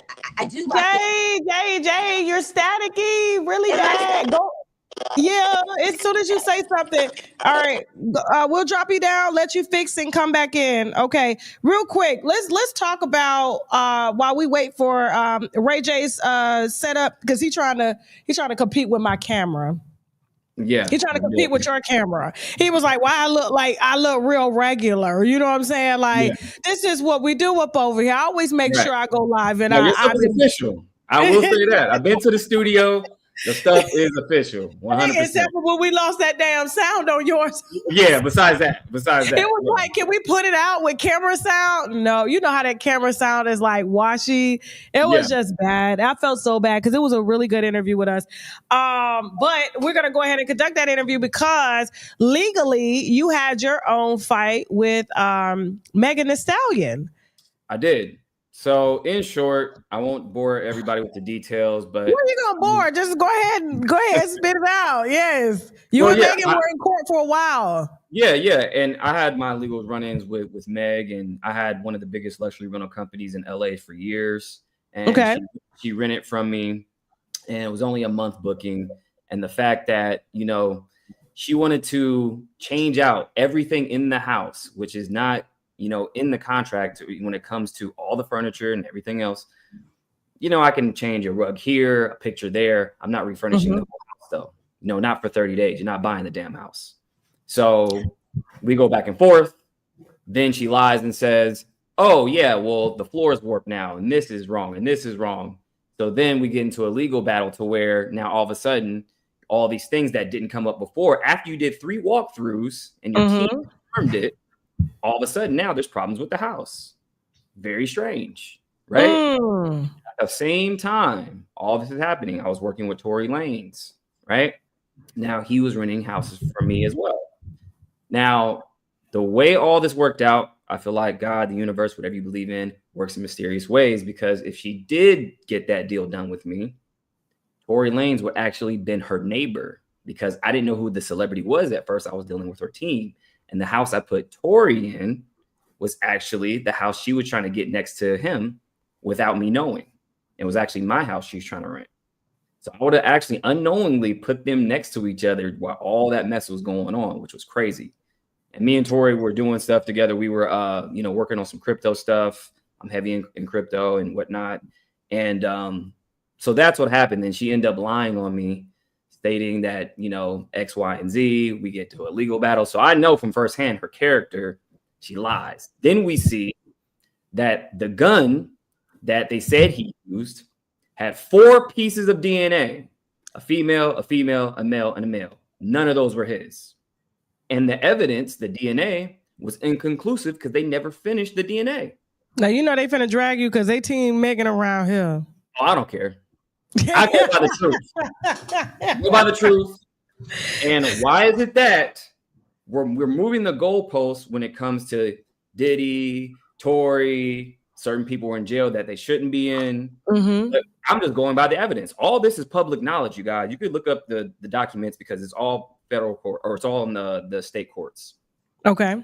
So the fact that the judge said it doesn't matter about DNA, you're still going to jail. This is on record too. What type of system are we in to where a judge says DNA doesn't matter? So this is a state case, right? There was a state case between Tory and Megan, right? Right. And everybody pointed out flaws, but this was a jury verdict. Yes. Similar to Diddy's situation. Yeah. And Diddy's case, Tory didn't get off.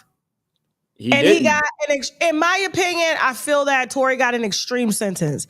I don't think he should have did 10 years. I've seen pedophiles walk and get probation as long as they register as a sex offender. So the fact that, I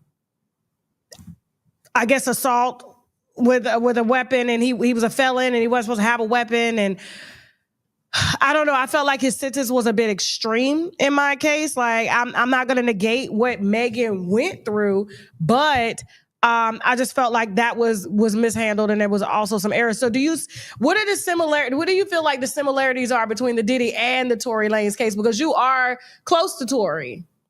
Yeah, I would say this. I would say anytime we have something to where it's high profile people, it's not going to be fair, whether it's, guilty, non-guilty, it's not going to be fair. There's a microscope on all this stuff. And there's a lot of more variables than the average person. So with Tory, think about this. Okay. How is it that his lawyer, Sean Hawley, going all through the case and then quitting right before, and her daughter sang background for Beyonce? And she has a show called Reasonable Doubt, named after Jay-Z's first album. And he finds this out right before the trial, then he drops her because he's like, well, this seems like a conflict of interest. And she denies, well, I had no connections to Roc Nation. But those two very, things are very suspicious. And then it derails his whole case. Okay. So I think that, again, when it comes to celebrities and people with microscopes on them, it's not going to be fair. With Diddy, again, it's about accountability. I think that stuff that they try to get him on, the Mann Act and all this other stuff, that was designed for a black man sleeping with white women. Do your research. Back in 1910, it was called the White Slave Traffic Act. They created this specifically for black men sleeping with white women. Okay, Jack Johnson was a famous boxer back in the day. They didn't want him sleeping with white women. So that's why they created this and renamed it the Mann Act. Okay, so it's a trafficking act to where they can move the goalposts. So they put that in place. It's a system, you guys. They put it in place to where if you get out of line, you can play their game. But if you get out of line, we're going to hit you with something like this and make examples out of people. Okay. So again, I don't think that Diddy, all the stuff they were like piling on him, a lot of that stuff is true, but he did do some nefarious acts. And he was playing a game. He was playing their game. Okay. He got out of line saying, hey, I want to start a political party. He went after a liquor company. He was starting to rub people the wrong way. No Diddy. Now we see him in jail, or we see him get indicted, and all this stuff happens. But we have to look up the ladder because, again, on those tapes, how come they're not releasing the names? Who else is on those tapes? Were there celebrities? Were there politicians? Were there athletes? Are there people that we're seeing on TV right now on those tapes? The answer is yes. So, all right, let's take a caller real quick. How we doing? What's his name? King Pigs. Where you calling from? Calling from Chicago. How you doing, Miss Tasha? I'm good. How are you? Well, I've really been enjoying Maverick. That was beautiful, brother, how you laid that out. But the only thing I would say is I actually think this was a very fair decision. And the reason why I believe it was fair, because I never saw RICO. at all, not from the beginning, not in the middle. I think the RICO was a overreach, but I feel that maybe this was by design from the prosecution. Maybe they went with the highest charge, and maybe this is exactly where they wanted to land. I understand what Diddy could possibly get 5 years. Is that correct about the two charges that he was found guilty on? 10 years. They each carry 10 years each, but he has no prior offenses. So it seems like the judge is ready to kind of let him go with some probation and shit and go home. So yes, about that much. But Tasha, I do want to throw another little thing in here, and I'm gonna give back the mic. I think the bigger issue that sometimes the obvious answer is the answer. I want to see more of our Black celebrities start applying wisdom. Listen, if you want to do whatever freaky thing you want to do, but my thing is, if you're hiring a person for a job, let that little person do their job. It's enough freaks on the highest level. Why they keep reaching down, messing with these little people? If you're giving a person a record deal, part of the problem has been the sleeping couch, the casting couch. You can say the same thing about Tyler Perry.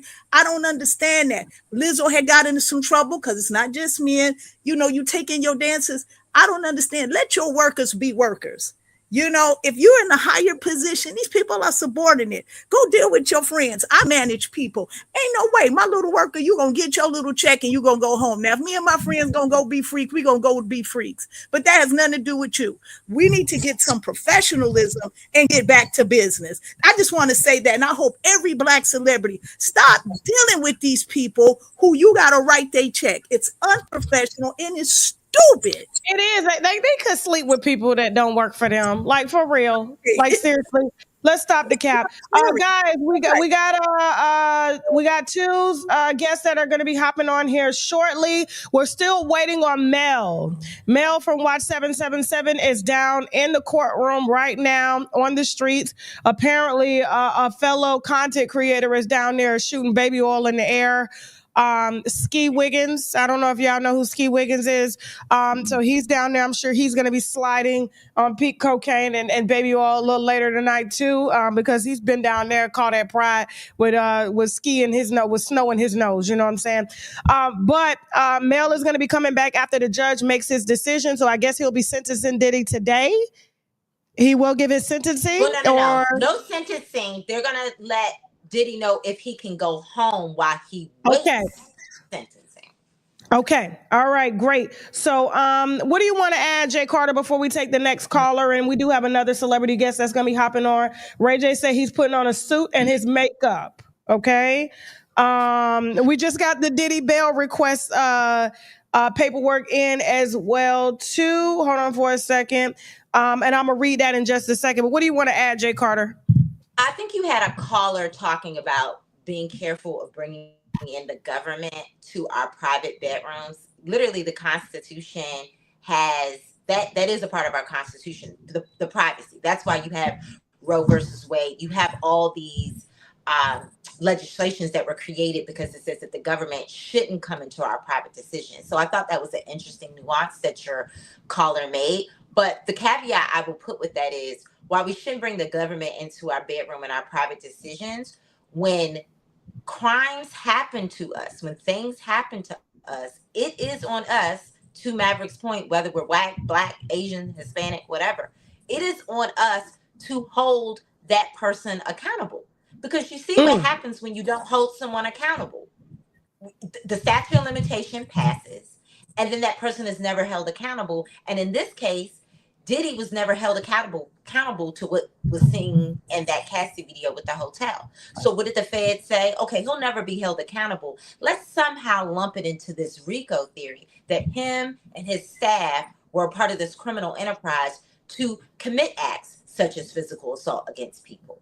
So you see how it didn't work out because Cassie never held him accountable on the state level, and how ultimately it didn't work out on the federal level either.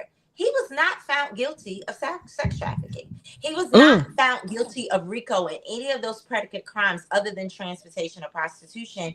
They didn't, the jury did not buy it. The jury did not buy it. And so I just think at the end of the day, there's the moral and there's the legal.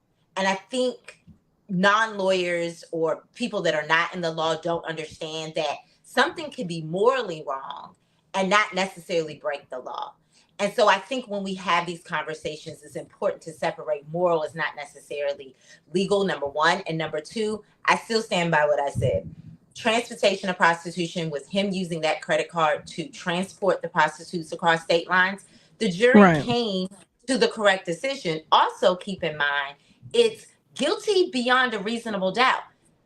They actually instruct you as a juror. I don't know how many of your winos have ever been on a jury. They actually say, if you have any doubt, even if it's 1%, you are not allowed to find this person guilty. So there was always going to be reasonable doubt with the RICO. There was always going to be reasonable doubt with the sex trafficking because there was so much consent. Jane had the most consenting testimony that really hurt the prosecution's case. So what did that leave? That left transportation of prostitution. The minute you showed that credit card, that bad boy credit card paying for that prostitute to come across state lines, that was their case. And that's why I think this is a fair verdict, because they actually found him guilty beyond a reasonable doubt in that particular charge. So the judge, real quick, while we load up another caller. So both sides, I believe, has submitted their, Diddy's side has submitted a bail request asking if he could basically go home while they consider sentencing. And so they've already turned it in to the judge. And so when Mel gets out, I'm sure he'll have an answer for us as to what went down in there. And I'm sure we'll hear from the judge soon. The defense proposes the following bail package: a $1 million bond, co-signed by Sean Combs, his mother, his sister, and the mother of his oldest daughter. Okay, Mr. Combs' travel will be restricted to the Southern District of Florida, Central District of California, and Southern District of New York to attend court and meet with his counsel, as well as Eastern District of New York or the District of New Jersey, only to the extent that his travel to and from New York involves an airport in those districts. Mr. Combs' passport will be surrendered to pretrial services, and drug testing is ordered by pretrial services. Now, I don't know if he gonna be able to pass the drug test. He been doing drugs a long time. I think his body is dependent upon that. When I spoke to Gina some years ago, she said Diddy kept a fanny pack of all types of drugs that he stayed on, and when he was beating her ass and throwing her downstairs and kicking her babies out of her stomach and shit and whipping her ass in front of her baby, she said he stayed high, according to her. And then the proposed bail release conditions are all other standard conditions of pretrial supervision. For the foregoing reasons, the court should release Mr. Combs on the proposed conditions. Okay, so because I think they should do Las Vegas as well too, and Texas, because he's got a lot of civil suits that he's gonna have to fight as well too. So I just, in my opinion, I feel like it's time for Diddy to leave the country when this is all behind him. And I feel like a lot of billionaires should be leaving the United States, because you don't see in other countries billionaires being brought up for consensual sex. Yeah, true. And I think that when it comes to the drug part, like, he's been in, I guess, detox. I mean, you could say for a year now. So they do not where he was at. They say they make them in the cells. I mean, he could, but I think, again, he was under a microscope. So I think that if he was doing that, that's not a good decision, because, again, they can use anything against him. And how they were even saying that he was contacting, certain witnesses and all this other stuff. So I think he has to keep, his nose clean, pun intended. So I think that he had to be, dried out. He's going to do everything he can do to stay free. Yes, let's take another call real quick. Who's backstage? ATM. Where are you calling from? I'm calling from Michigan right now. Tasha K. Shout out to Michigan. What's going on? So, I got a couple things to say. Okay. And I got to be fully transparent. I never heard back from y'all, but I'm getting to the Diddy case. Mona Lisa Brown. I was supposed to be working with y'all on that script, but we leave it alone for right now. Me and Shaq had a meeting about working on that. But anyway, I'm not a part of the movie department. I'm an actress. Oh, no, come on. I mean, I already know. This was a couple years ago. Anyway, I'm going to leave it alone. Okay. I'm going to leave it alone. Right, cool. This is when the Carter B stuff was going on. But anyway, so as it relates to Diddy, which me and your husband had talked about before, I worked for Diddy in 2008. Okay. But that was years and years ago. It was And Quincy did you Brown, have which to is set L. up baby oil sessions? What was your job No, this is description? okay. You know, LB Sure son, Quincy Brown. Yes. That's technically not his son. They was illegally adopted, whatever, from LB Sure. And Okay. so Yeah, my we know that. experience, he was on Sweet 16. So my experience, this is before Kim Porter died. I did the show with them, whatever. Got invited to Kim Porter birthday party. Everything was cool. They was very respectful. So that's my experience I have with him. However, as it relates to like the court cases and things of that nature, my only issue is when you deal with somebody for a certain amount of time. I understand the first time, yeah, that's cool, and you might not understand certain things going on. But when you have a habit of being around a certain situation, understanding what's going on, then where does Mm-hmm. the accountability? Where does the accountability come from? Because I'm dealing with you for these. How long am I dealing with you with for? So, and just like when y'all was having the conversation yesterday about passing the weed or passing such and such such, that's technically that's distribution. True Mm-hmm. story. And just like we was talking to that guy, I think he was from Michigan. He was like, "Yeah, I ain't take nobody over lines, but I did have somebody in the city doing the taxi and all that kind of stuff." Okay. And so it's unfortunate that this has happened. Hopefully, you don't get them many years. Now he deserved, like I said, well, I didn't say this, but he deserves time for other stuff. You get what I'm saying? But for this, I think they handled it the wrong way. Like the lady getting shot in her. Damn, I know so much. I need to get off this motherfucking thing. Oh, I cussing too. But it's other stuff that he could be charged for, but it's not this. But you ain't tell me shit about what you used to do for him. Did he say anything? Am I crazy? What's I said I going on? work on Super 16, whatever the thing for What LB. did you do? What was your experience working with Diddy? You come up I here said saying all this other shit. I said I have no problems with them. I said everything I did. I said I went to Kim Porter's birthday party. I said I've never had no problems. Just like I How work with much he Russell paid Simmons. you? How much he paid you? I was at Clarkland at this still time. It wasn't a lot of money. I mean, it was like maybe $1,500. It wasn't a lot, but I'm shooting. I'm doing videography for the show. So I mean, it wasn't a lot. But as a college Oh, okay. student, You run a cameraman outside. Okay, cool. And I do want to point out that Kim Porter has never ever made a police report or anything against Diddy, and it was alleged that Diddy was whooping her ass from New York to LA every day. And while Albie Shore was out here campaigning for Kim like she needed to be saved, Kim felt the same way Cassie did. The only difference is Kim understood her role to Diddy.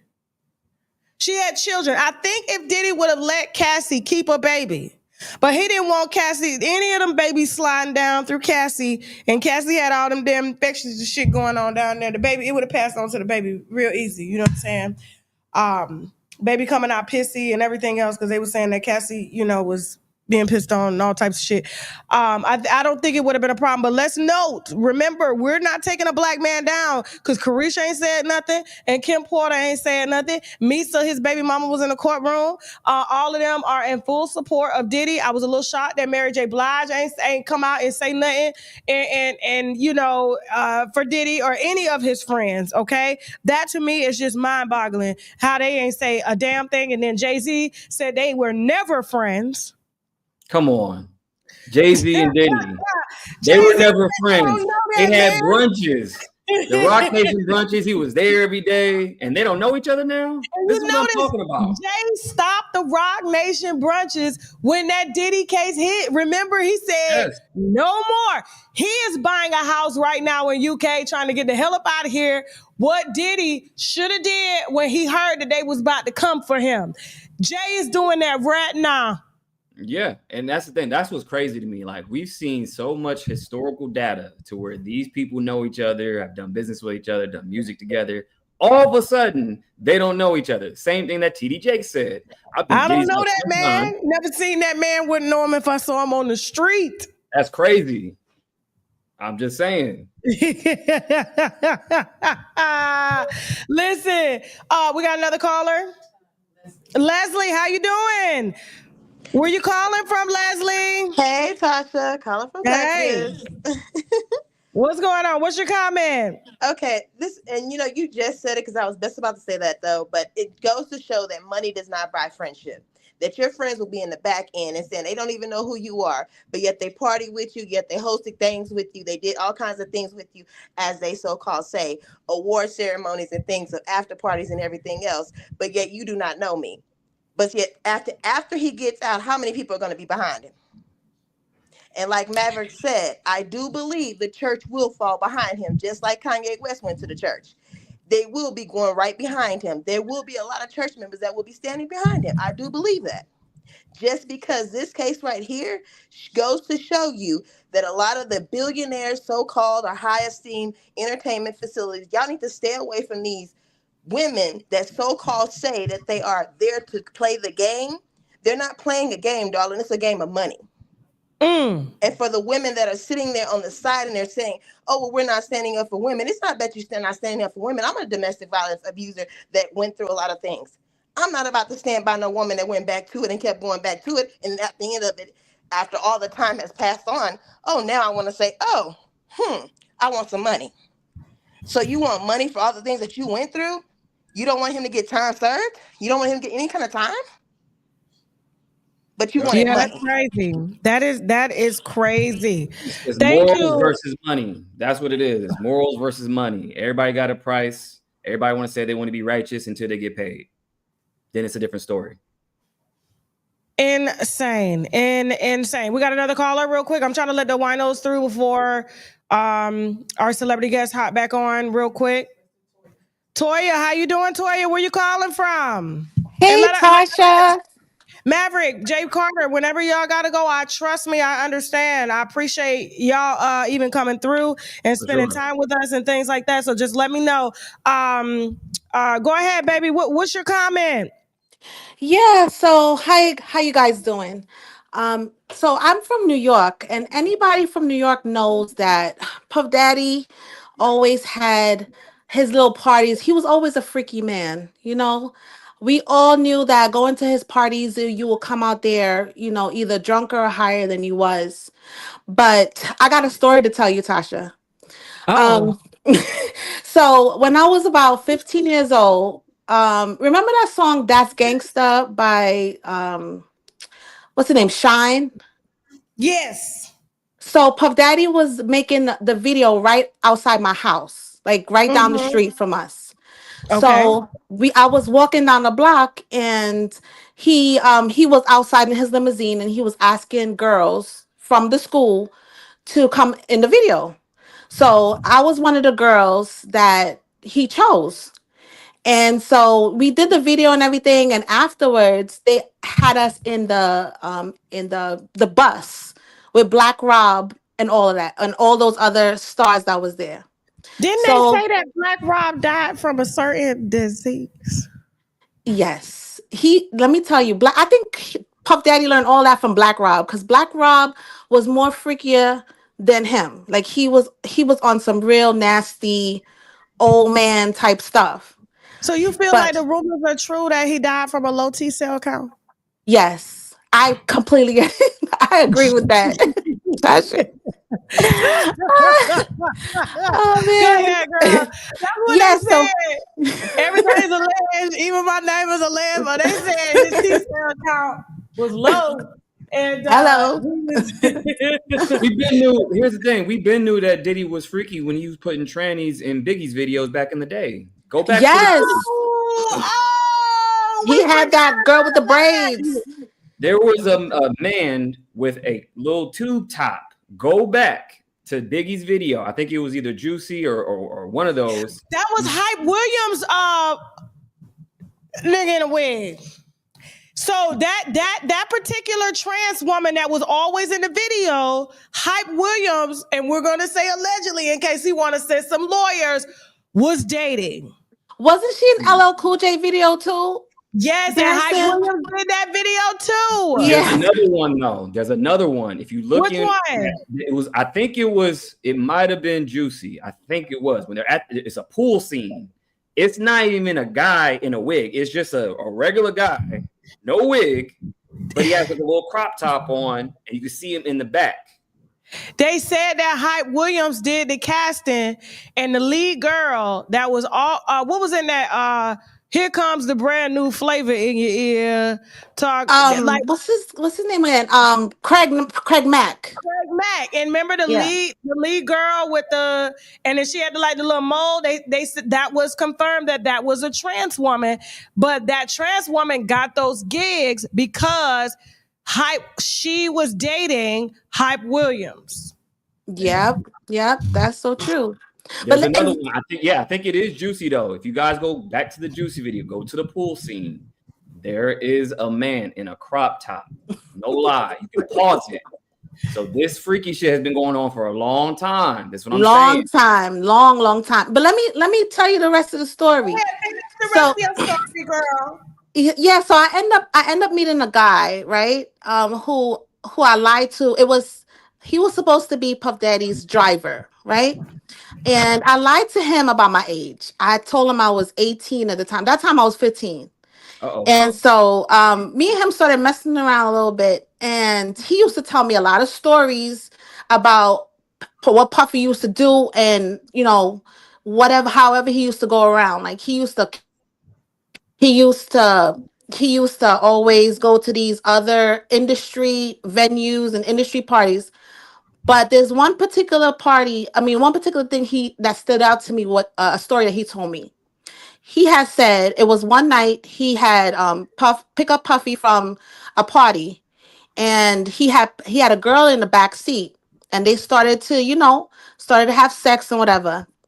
And the girl, they were being freaky, and they end up, touching and fondling each other. And he said he heard Puff Daddy says, put your thumb in, I don't want to say it, but in my butt? He was like, yeah, put your thumb in my ass. Let me feel it. And from there, I knew I was in the wrong side of town because I was young. I didn't know what I was doing. And I got invited to one of his parties, but for some reason, God never put me in that position to go. Cause my mother used to be like, no, you ain't going out at 10 o'clock. You staying at home. So I was just like, all the stories that he told me, I'm not remembering. Like this guy was really on some real freaky stuff. And when I see that he was on trial right now, it wasn't about the racketeering and stuff. I knew those charges was gonna stick with the prostitutes because it was always like that, even when I was young. And how that me and that guy broke up is because he told me he was 23, but actually he turned out to be 32. And he was lying, and he had a daughter that was my age, that was almost my age. So it was just too much for me. I was just like, no, I'm in too deep. I'm too young. And I was just going down the wrong path. And eventually, so that grown man was having sex with you, child? No, it was foreplay. It was, I was doing something to him and he was doing stuff to me, but it was, that's still sexual activity. Yeah, I was. Y'all don't be considerate the mere act of a grown man saying that he's 23. And that used to happen to me a lot. I remember I was 12 years old walking home from middle school, and a dude stopped me on a motorcycle. I think he was dating my cousin at the time. And he had stopped me and was like, yo, you looking good. I had on my little volleyball shorts. And he was like, can I get your number? I'm like, no, you messing with my cousin. My cousin was a year older than me. I was 12. She was 13. I had saw my cousin maybe a few months ago. She was pregnant. Oh my God. Damn. Oh my God. I thank God I got out of that whole situation because I probably would have been one of those girls get caught up with Puffy. But listen. I appreciate you sharing that story. Thank you so much. But they did say Black Rob had a low T-cell account. But listen, we got Ray J back. Ray J, come on back in here. All right. Listen, can y'all bring me up? Yo, look, because I need to be on everybody else. Sit up. Okay, that's cool. Or bring your camera down just a little bit. Bring it down. That's what she told me last night. Hold on.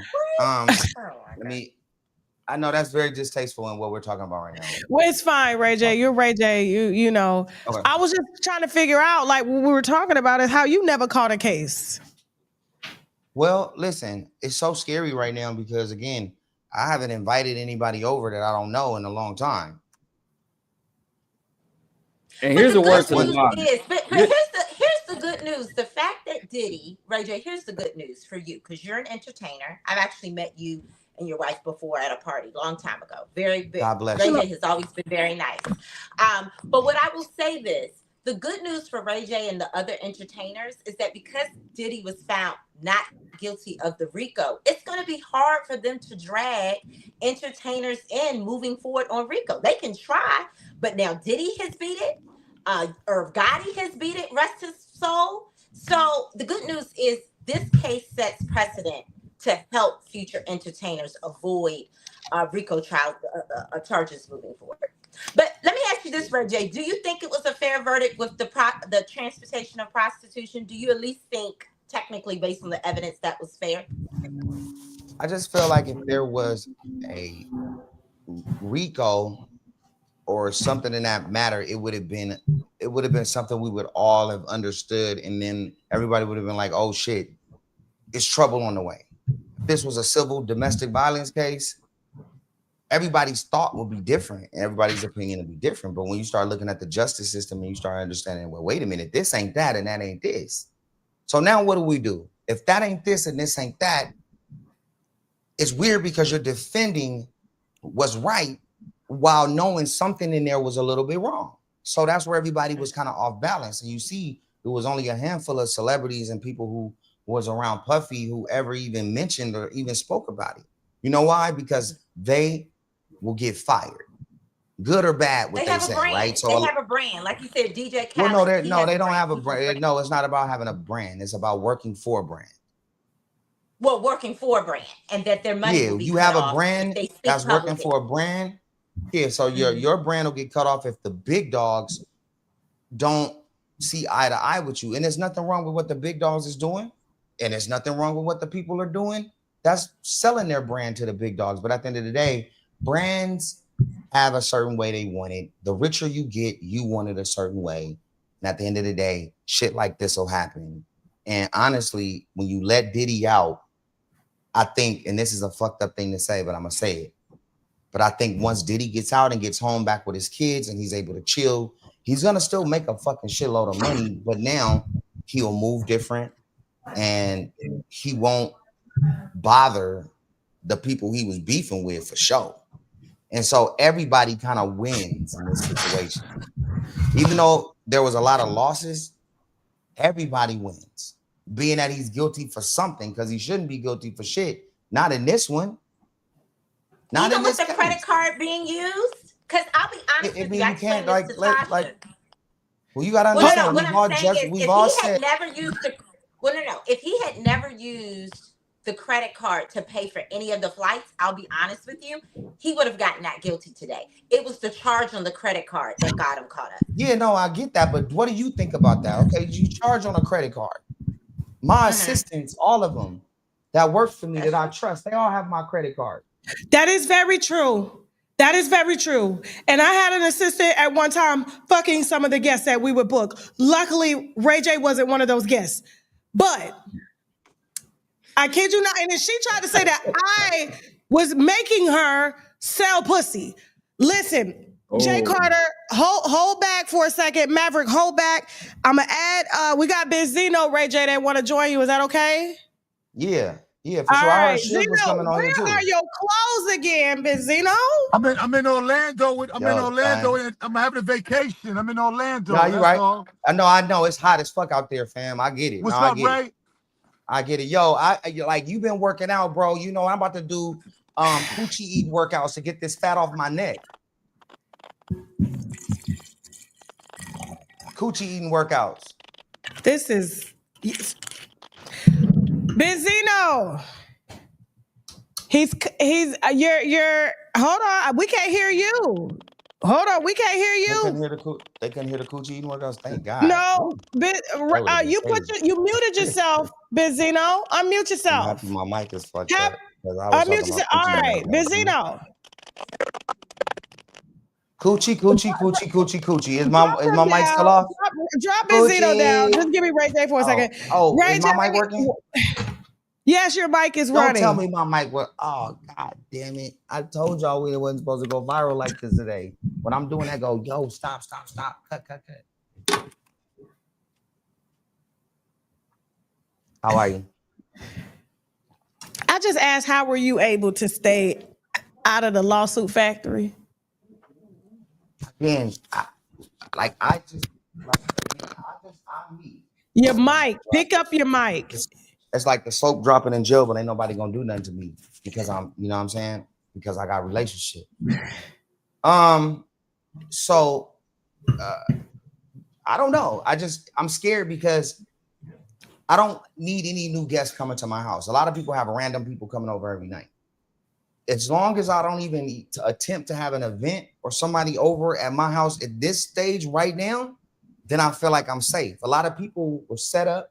A lot of people have companies where they come in and send women in and they get information by doing stuff to you. Now they're recording it. You might be married, so you got to pay them. Like a lot of people every day in their everyday life are going through so much turmoil because their lawyers is paying so many people out under the table. And eventually it gets old and you start to drain your account out. And then all of a sudden they start to speak about what you did. A lot of times they ran out of bread. The people that was keeping them quiet.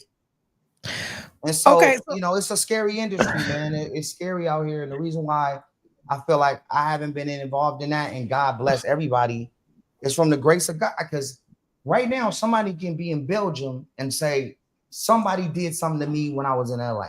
And somebody's going to knock on their door and come and pick them up. Real quick, these are questions from the audience. This is not the opinion of Tasha K and its affiliates. I have never even uttered these words. Okay, Tasha, please don't. Because here's the thing: they have questions. We doing the Tasha Ray show. I understand the dynamic between. No. Look, can we take the thing down? Whatever's happening right now, can we pull that down off the screen? Something's happening now. Let's pull it down. No, I'm talking to my tech team. You know, I'm a journalist. Okay. But, I don't want you to play good cop and bad cop, where the bad cop is the comments or the people asking the questions. Then you got my back. Don't do me like that. I got the back. Just tell me you about to ask me some fucked up shit. It is about some fucked up shit. They want to know. That's it. They want to know. I know what you about to ask me. What am I about to ask you? Listen, I think that me and you should do it on because my tone and tonality is, I'm celebrating right now. I know you about to go way deep into the new shit and into some Ray J shit. I want to do a one-on-one with you about that. Let's celebrate Diddy today, Tosh. Let's celebrate Diddy today. Let's not celebrate the fuckery that people have put on me that I gotta explain my truth. Let's just celebrate Puffy's truth today. Where's Benzino? All right, Whitos. He said I can ask him during a one-on-one podcast. Tasha Ray. Not Tasha K. Tasha Ray is what you're saying? Tasha Ray is the show every Friday. Okay. We have Fuckery Friday. We got to do every Thursday. All right. So let's do not turned up. Turned up's getting old. Yes, swag. We got to do every Thursday. Let me think about the title. I think I gotta ask my husband because you know it's a platonic show. Tasha Ray is not me saying that like now I take the last name. Damn, that's correct. I gotta speak with Mr. Kibi about that. You understand what I'm saying? Well, what about if it's Tasha K. Ray? And Mr. Kibi's happy. We'll figure it out. We'll figure it out. Where's Benzino? I like it though. Okay, we're trying to get Benzino back up here. We're gonna take some. Can we bring in some callers though? I just don't know because I really want to be like I came here to celebrate Diddy, and again it's gonna get into some other stuff. Let's talk about celebrating Diddy. Do you feel like Diddy is gonna call you to celebrate when he gets home because you were the only one out here campaigning for him? This might be Diddy hitting me right now. I'm done. What the fuck? You tripping? It might be. Is it a collect call from the jail? I don't know. It's from New York. Okay, go ahead. Answer the phone. And again, I can't answer it on here because it won't be wrong. I need to pay some bills real quick.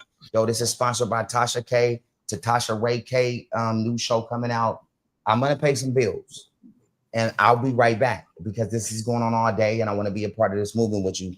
but I gotta like it's a lot going on. We'll get Benzino up here. Don't you run? All right, damn, I got a 305 number hitting me too. Yeah, because they're trying to get the hell off the stream right now. They feel like I'm about to set you up. No, Tasha K and 305 and 212. That's Miami and New York. That means I might be invited. That means he might not be mad at me. You going to the party? You going to see Diddy? I don't think he ever needs to party ever again. Right? I think he's going home to just be with his family and be a boss. I gotta listen, Tasha. I'm coming right back because me and you, we are to get like Tasha K, Ray J, and the whole K family. I got a Ray family too. 5 o'clock. 5 o'clock.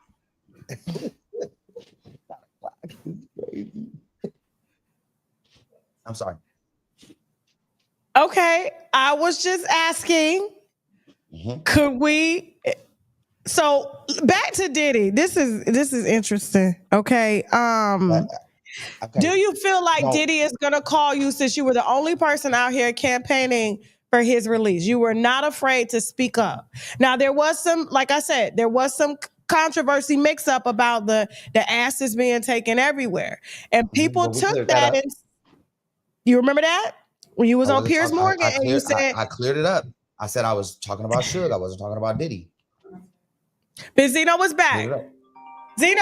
All right, so Benzino, I'll be right back, you guys. I want to know I'm giving you information. I gotta take the call, but I gotta get off to do it. I'm gonna have exclusive for you.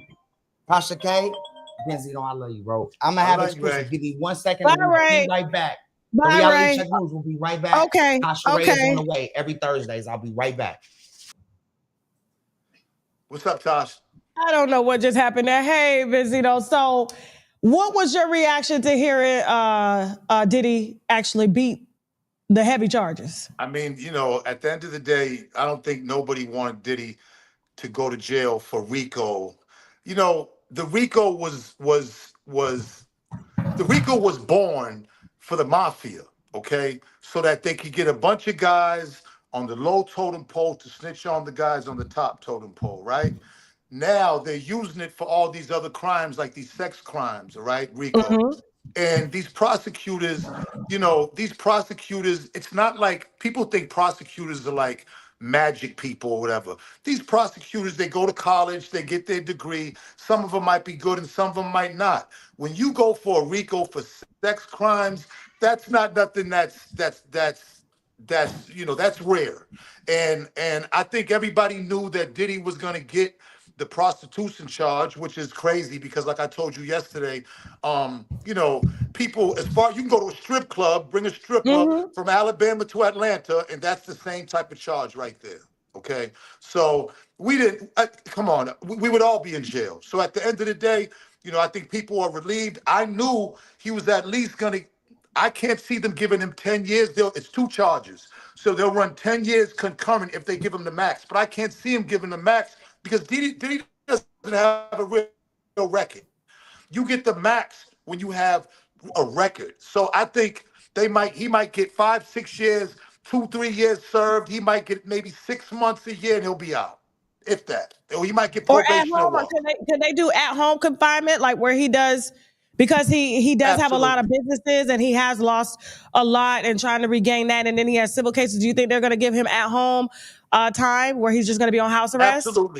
Absolutely. They could give him house arrest. Absolutely. I mean, at the end of the day, it's a major victory for him. All right. It's a major victory for him, And like I said, at the beginning, people was really condemning Diddy. It was good to see the culture kind of come back around, regardless of how you felt about him in the crimes. We got to stick together still. And we don't want, everybody else talking about us. We got to keep it in-house and understand that he's a black man. The system is rigged against black men. And, justice, took place today. Okay. So you've been pretty vocal about Diddy coming home. I mean, what was your relationship like with Diddy before he went to jail? Were y'all always cool and cordial, just business-wise? I think cordial is a good term. As far as cool, me and Stevie was cool. Me and Mario Winans was cool. Those guys was out of his camp. and we started out as a producer artist relationship. Me and Diddy didn't have we have a song together, but at the end of the day, Diddy is one of the greatest guys in our culture as far as hip hop goes and his accomplishments. Whether you like the guy in his personal life and what he does, that's still cannot take away everything that he's given to the culture. And he made some mistakes. I think Ray J summed it up good. He's gonna learn from the mistakes and make him a better person, man. And life goes on, man. I mean, life goes Okay. You breaking up real bad again. Not now. Yeah, it's just the noise. I'm gonna have to get something set up with you. You're in Florida, right? Okay, great.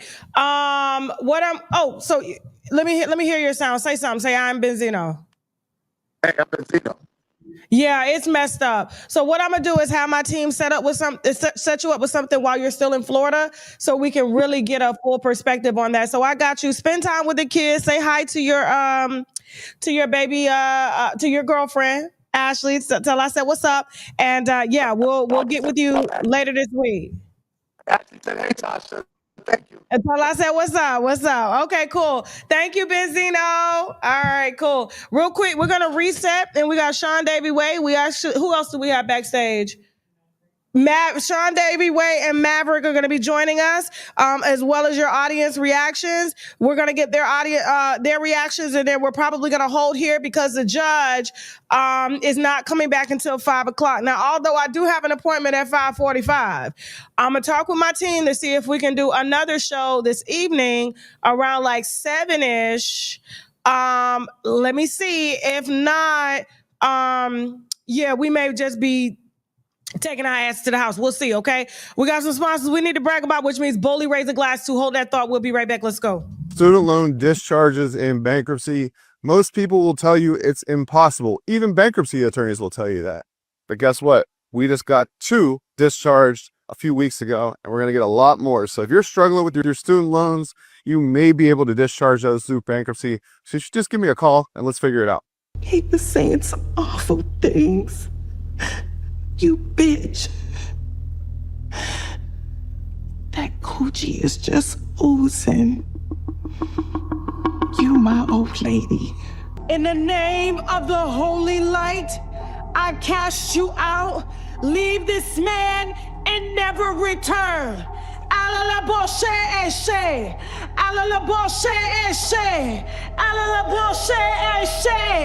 Your abusive sexual desires, the fornication, the mishandling of your wife. She gave you 40 years, Robert. 40 days. In the name of the holy light, I cast you out. Leave this man and never return.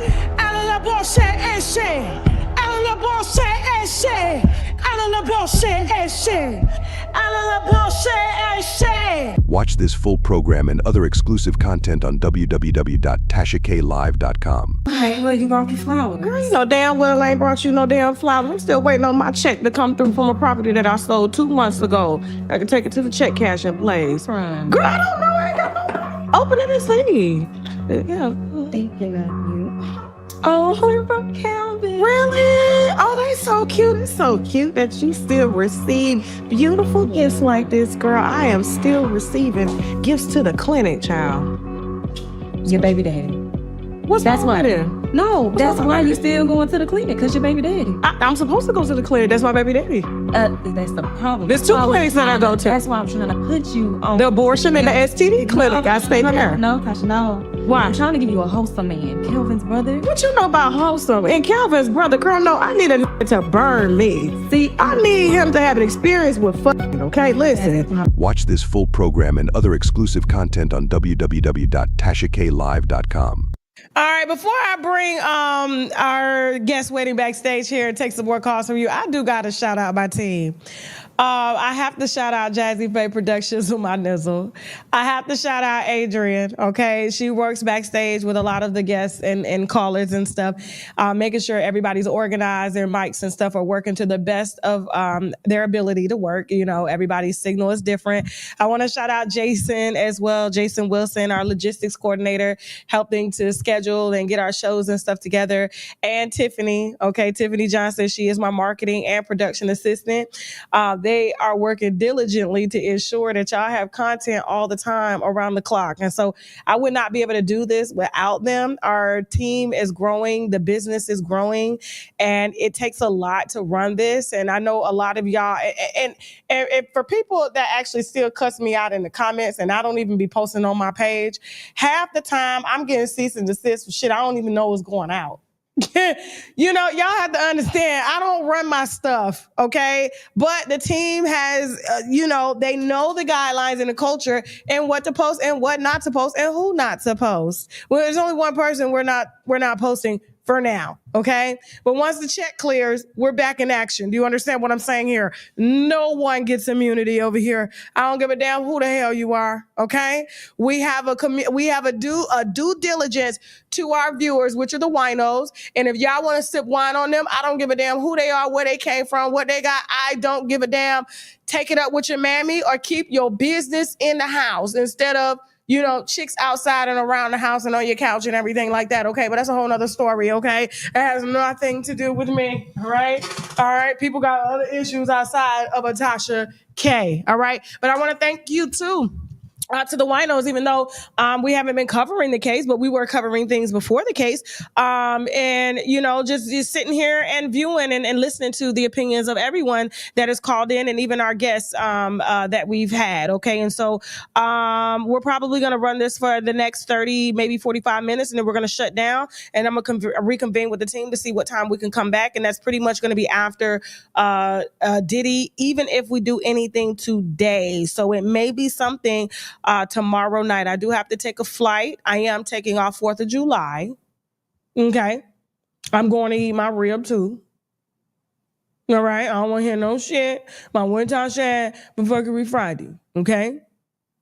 I got a box of baby oil on the way for my husband. But in the meantime, I just want to shout out and thank everybody for the continued support. We're running up on our 10-year anniversary as winos, and we're planning something real big for it, okay? So don't you worry your little tails, okay? But without further ado, we welcome back Maverick Approach. Thank you so much for your patience, Maverick. I appreciate you. And I was just trying to, because when they both on, their connections and shit be stuck, you know what I'm saying?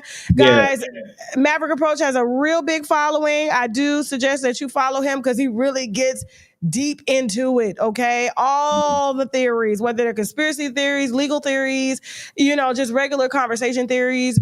Everybody follow me on YouTube. It's Maverick Approach on YouTube and also on Instagram. Follow me on Maverick Approach on Instagram as well. So and I'll say this too, real quick before I have to go. As far as men, and this I'm speaking for all my men out there, be careful because it's a moving goalpost when it comes to this stuff too, you guys. This is why I don't fly women out. Okay? They can say I trafficked them because I paid for a flight and then something went down and something went wrong. So you're paying for your flight for one. So that's number one. So be send careful. them a cash app and just say, a gift. Yeah, it's something because it's a moving scale. And I'm not saying like this is not regarding what Diddy did. I just think that when it comes to men now, it's a very scary time.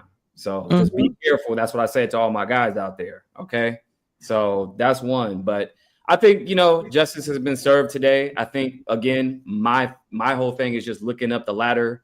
I think we have to look at other people who are involved, who benefit. That's the thing. Who benefits for Diddy going through all this, distractions, who profits from all this? Those are the questions I'm asking, okay? Because there's other pieces involved that people aren't thinking about. There's a lot of other people who were a part of this case and they're not a part of this case anymore. So, we have to start looking at other people, other celebrities, politicians, who benefits from this, okay? So I think that it gets It gets crazy, especially when dealing with celebrities and whatnot. Well, listen, I appreciate everything. We are gonna work together more. Yes. So just be on standby. I will be, honored to be on your platform if you'll have me. And so, like I said, I apologize about the interview that we did. No, for sure. It happens.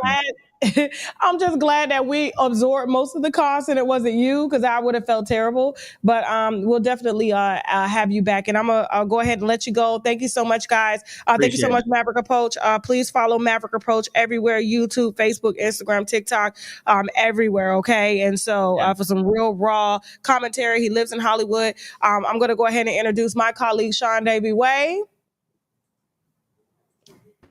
Hi. I have a message for men too, Tasha.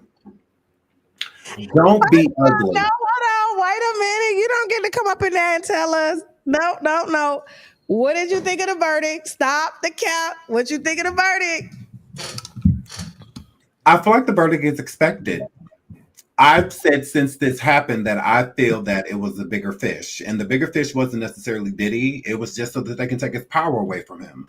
I think he was behind the scenes blackmailing a lot of people, trying to use the information that he had to try to get what he wanted. I think it started with political abuse and then went on to bigger conglomerate companies like Diageo and whatnot. And they say, hey, we got to get in there and get the information we need. 3 simultaneous raids done the same day: Miami, California, New York, and this is what they found. They did all of that for some cases of baby oil and Astroglide. I highly doubt it.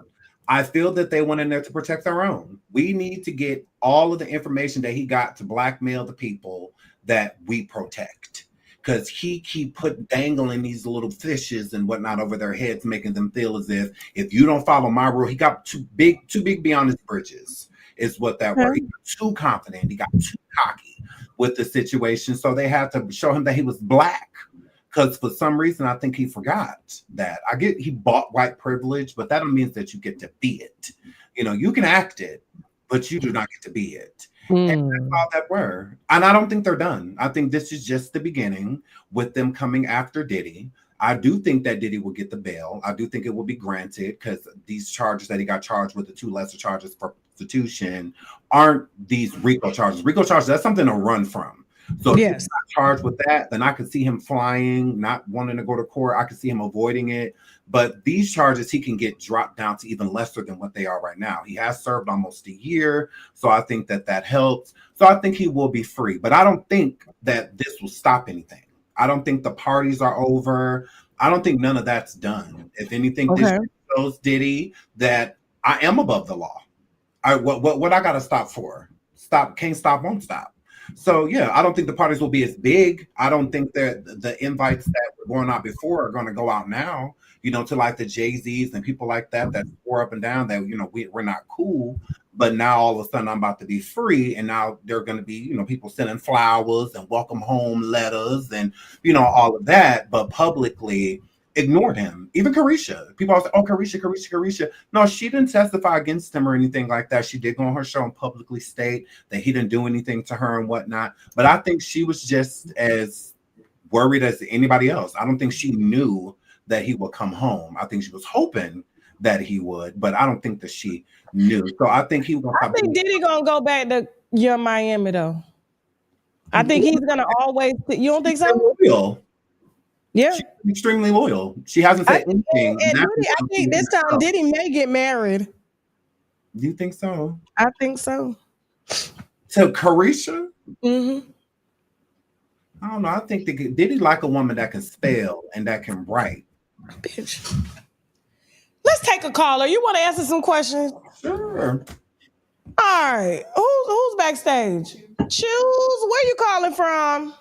Hey, Tasha. Hey. From Minnesota again. I can't hear you, baby.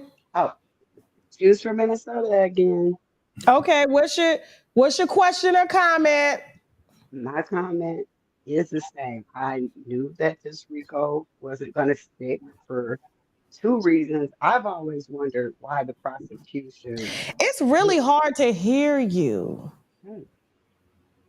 Like, it's like your mouth is not It's like you're hiding in a closet or something, trying to. Can you hear me better? Yeah. Can you hear Okay, me go better? ahead. Much better. Go ahead. Okay, yeah, no, I'm so sorry. I was just saying that I find it very strange that the prosecutors um, put the case out the way that they did with a RICO. As you know, people mentioned, you do that to get the people at the top. It is the top. It's Sean Puffy Combs Enterprise. And the second thing was, how do you give? I would think that any jury would look sideways when there is you give all the other people immunity to either testify or not. That it just I find that very, very strange. And I do find that this was, to just to take back his power. Okay. I do believe that he is very much guilty of a lot of things, but the RICO, I just I have to question the government with that very weak case because anyone knows that with the power, if you're a boss, you don't poop where you eat, and you know that there are legal ramifications that come with that when you are the boss. So the way that they handled it, it just seemed like this was more of a power play to take away what he had rather than to actually prosecute him for his crimes. Okay. I appreciate that. Thank you so much for calling in. And listen, to you guys that saying TK and Sean are my two favorite YouTubers. There was a time where I wasn't going to platform no more YouTubers because of what was done. But I said, I can't do that because I'm a person that loves to see everybody win, that loves to see everybody shine. And I don't care. I was always a fan of Sean because he is just so damn funny. Period. And so I said, I'm not going to allow other people's bad intentions to erode me showing love to what it is that I love to do. I love YouTube. It is the reason why I have the platform and the career that I have today. And I will always platform my fellow YouTubers because this is where it started. So they will, if I know the celebrities, they're going to sit with the celebrities. If I'm on the stage with the celebrities, they're going to sit with the celebrities as well too. Like, this is just how we get down. And I don't give a damn who don't like it.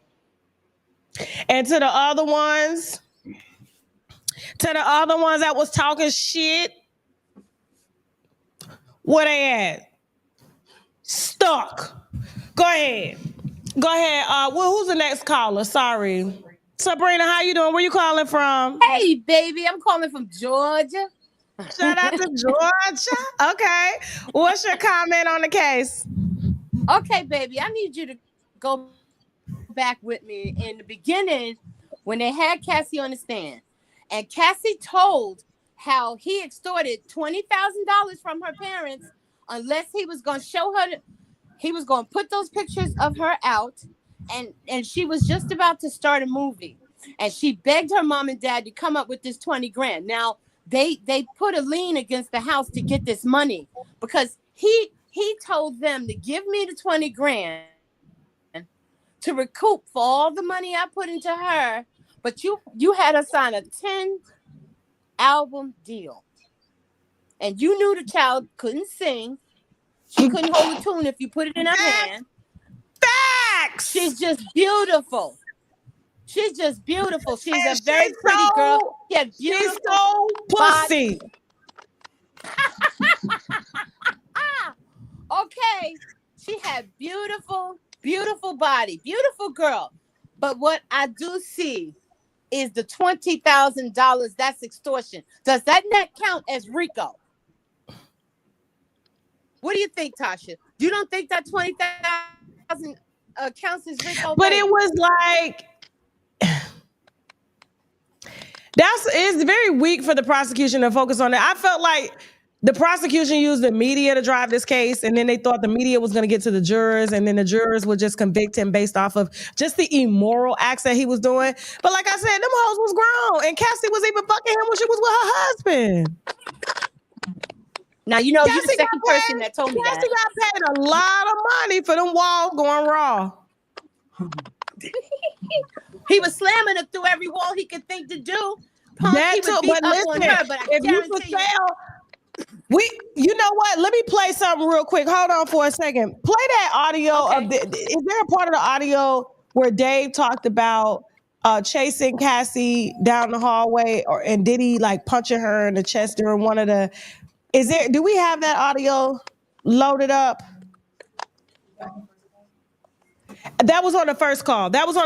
So we had spoke to Dave, the one that was specifically. We're gonna drop her for a second. We'll drop you, Chose. Okay. Thank you so much for calling in. Thank you so much, Sabrina. Sorry about that. I didn't mean to call you the other girl's name. But Dave, one of the alleged freak-off workers, had said he was subpoenaed by the grand jury and everything. His lawyer was Tyrone Blackburn. Bad choice. I'm trying to get Tyrone Blackburn up here. I'm sorry, Tyrone. Let me just make a plea to Tyrone real quick. Tyrone Blackburn, I know that I've said a lot of shit, right? And I am a fan of Nicki Minaj. There's no cap about that, right? And I know that I've talked about, your insecurities and, all the things that you've gone through as a lawyer, but I think we should talk, woman to man. Tyrone Blackburn, I'm sorry. Can you please call us? We want to talk to you. We heard that you almost ran over a process server the other day. You got a lot of Tyrone, you can say whatever you want to say to me. The interview will be live. You know what I'm saying? I'm not going to cut, chop, screw your words. You know it don't go down up over here, okay? And if there's anything that I got wrong, I'll apologize. I'm sorry. I really want to talk to you, though. And plus, he's been interviewing. He's been interviewing. And I get it. He don't like me. Nobody likes me. That's fine. We cool, but we still need to talk to you, brother. We got a lot of people that may like you, that want to hear from you, Tyrone. That would be a good interview. We trying to call Tyrone. Huh? Press right now. Who?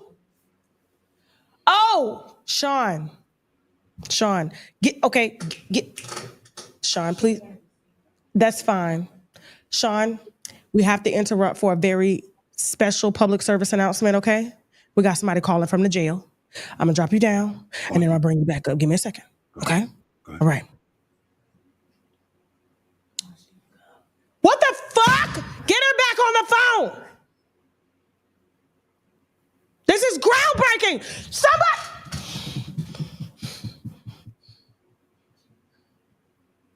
We're getting her back. It's an accidentally hang up and she got disconnected. Shut up, y'all. Shut up. Look at that. They in the comments on it too. Shut up, y'all. We trying to get it back. Give me a second. We trying to get it back. We had a call from the jail. But why? Mute my mic for a second. Hold on for a second.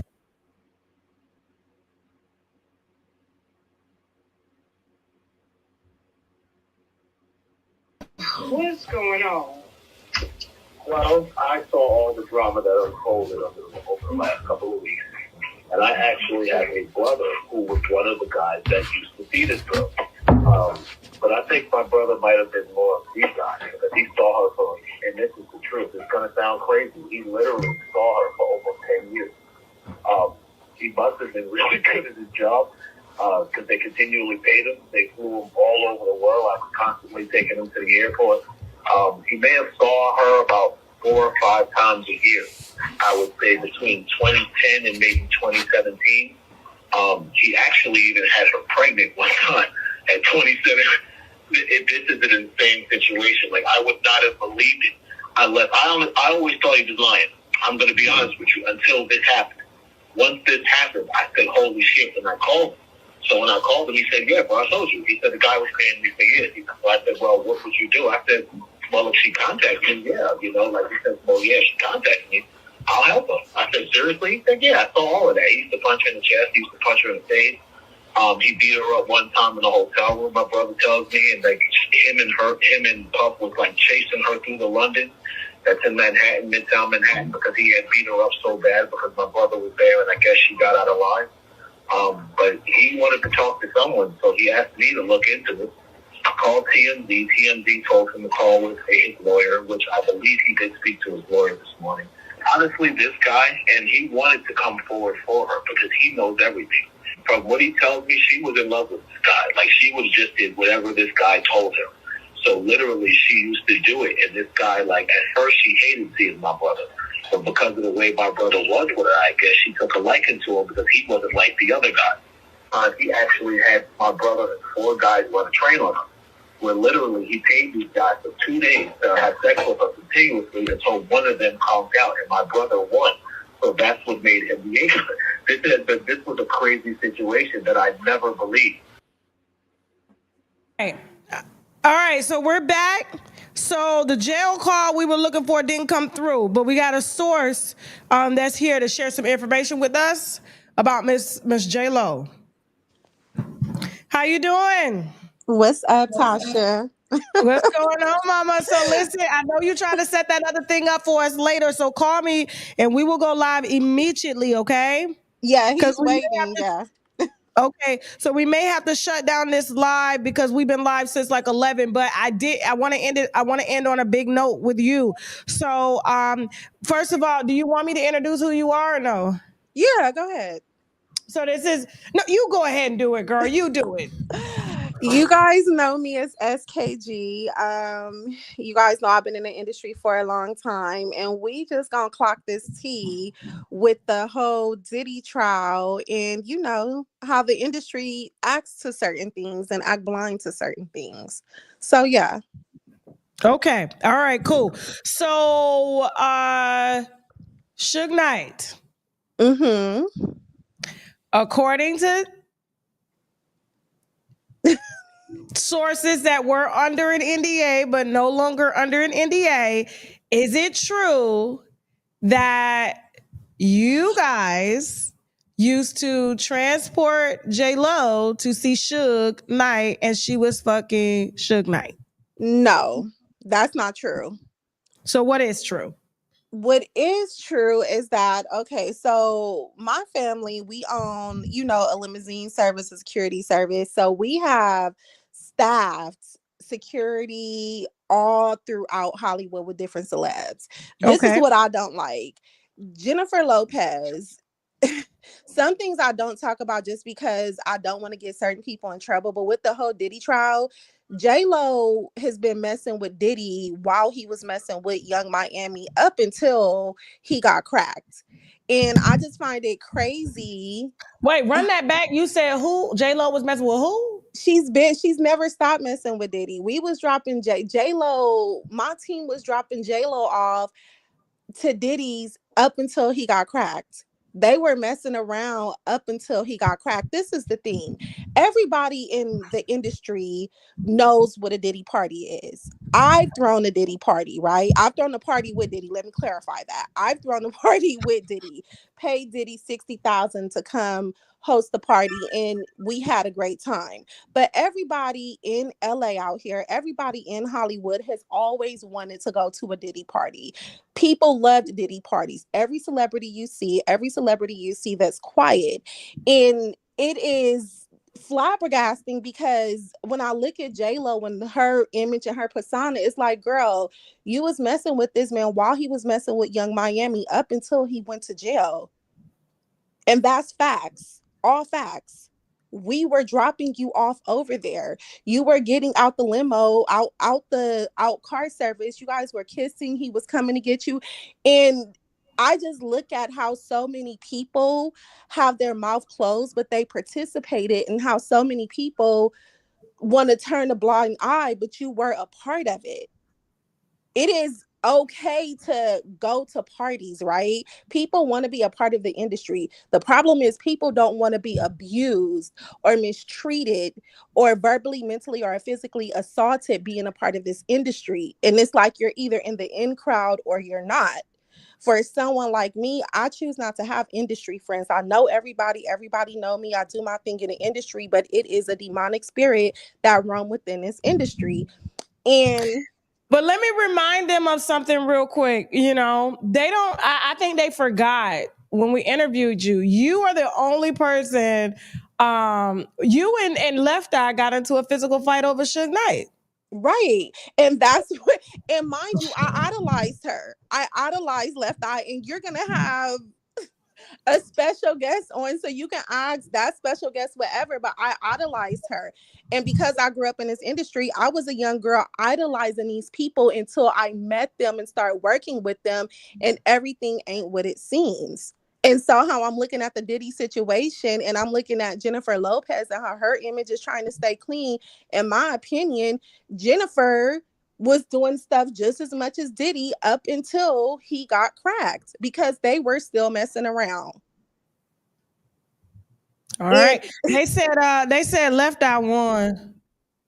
They said Left Eye won what? That's what they saying in the comments. Oh, baby, please. Anybody that know me personally know what they know what time it is with me. I'm a woman now, but anybody that know me know what it is with me.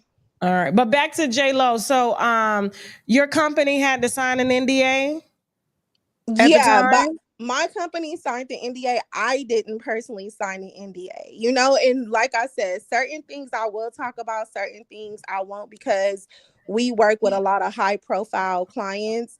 But for the JLo and Diddy and the Cassie, like that whole situation, I just find it crazy how JLo image is just squeaky clean, or she wants to distance herself, but she was so part of it with Diddy up until the time he got cracked and went to jail. Okay.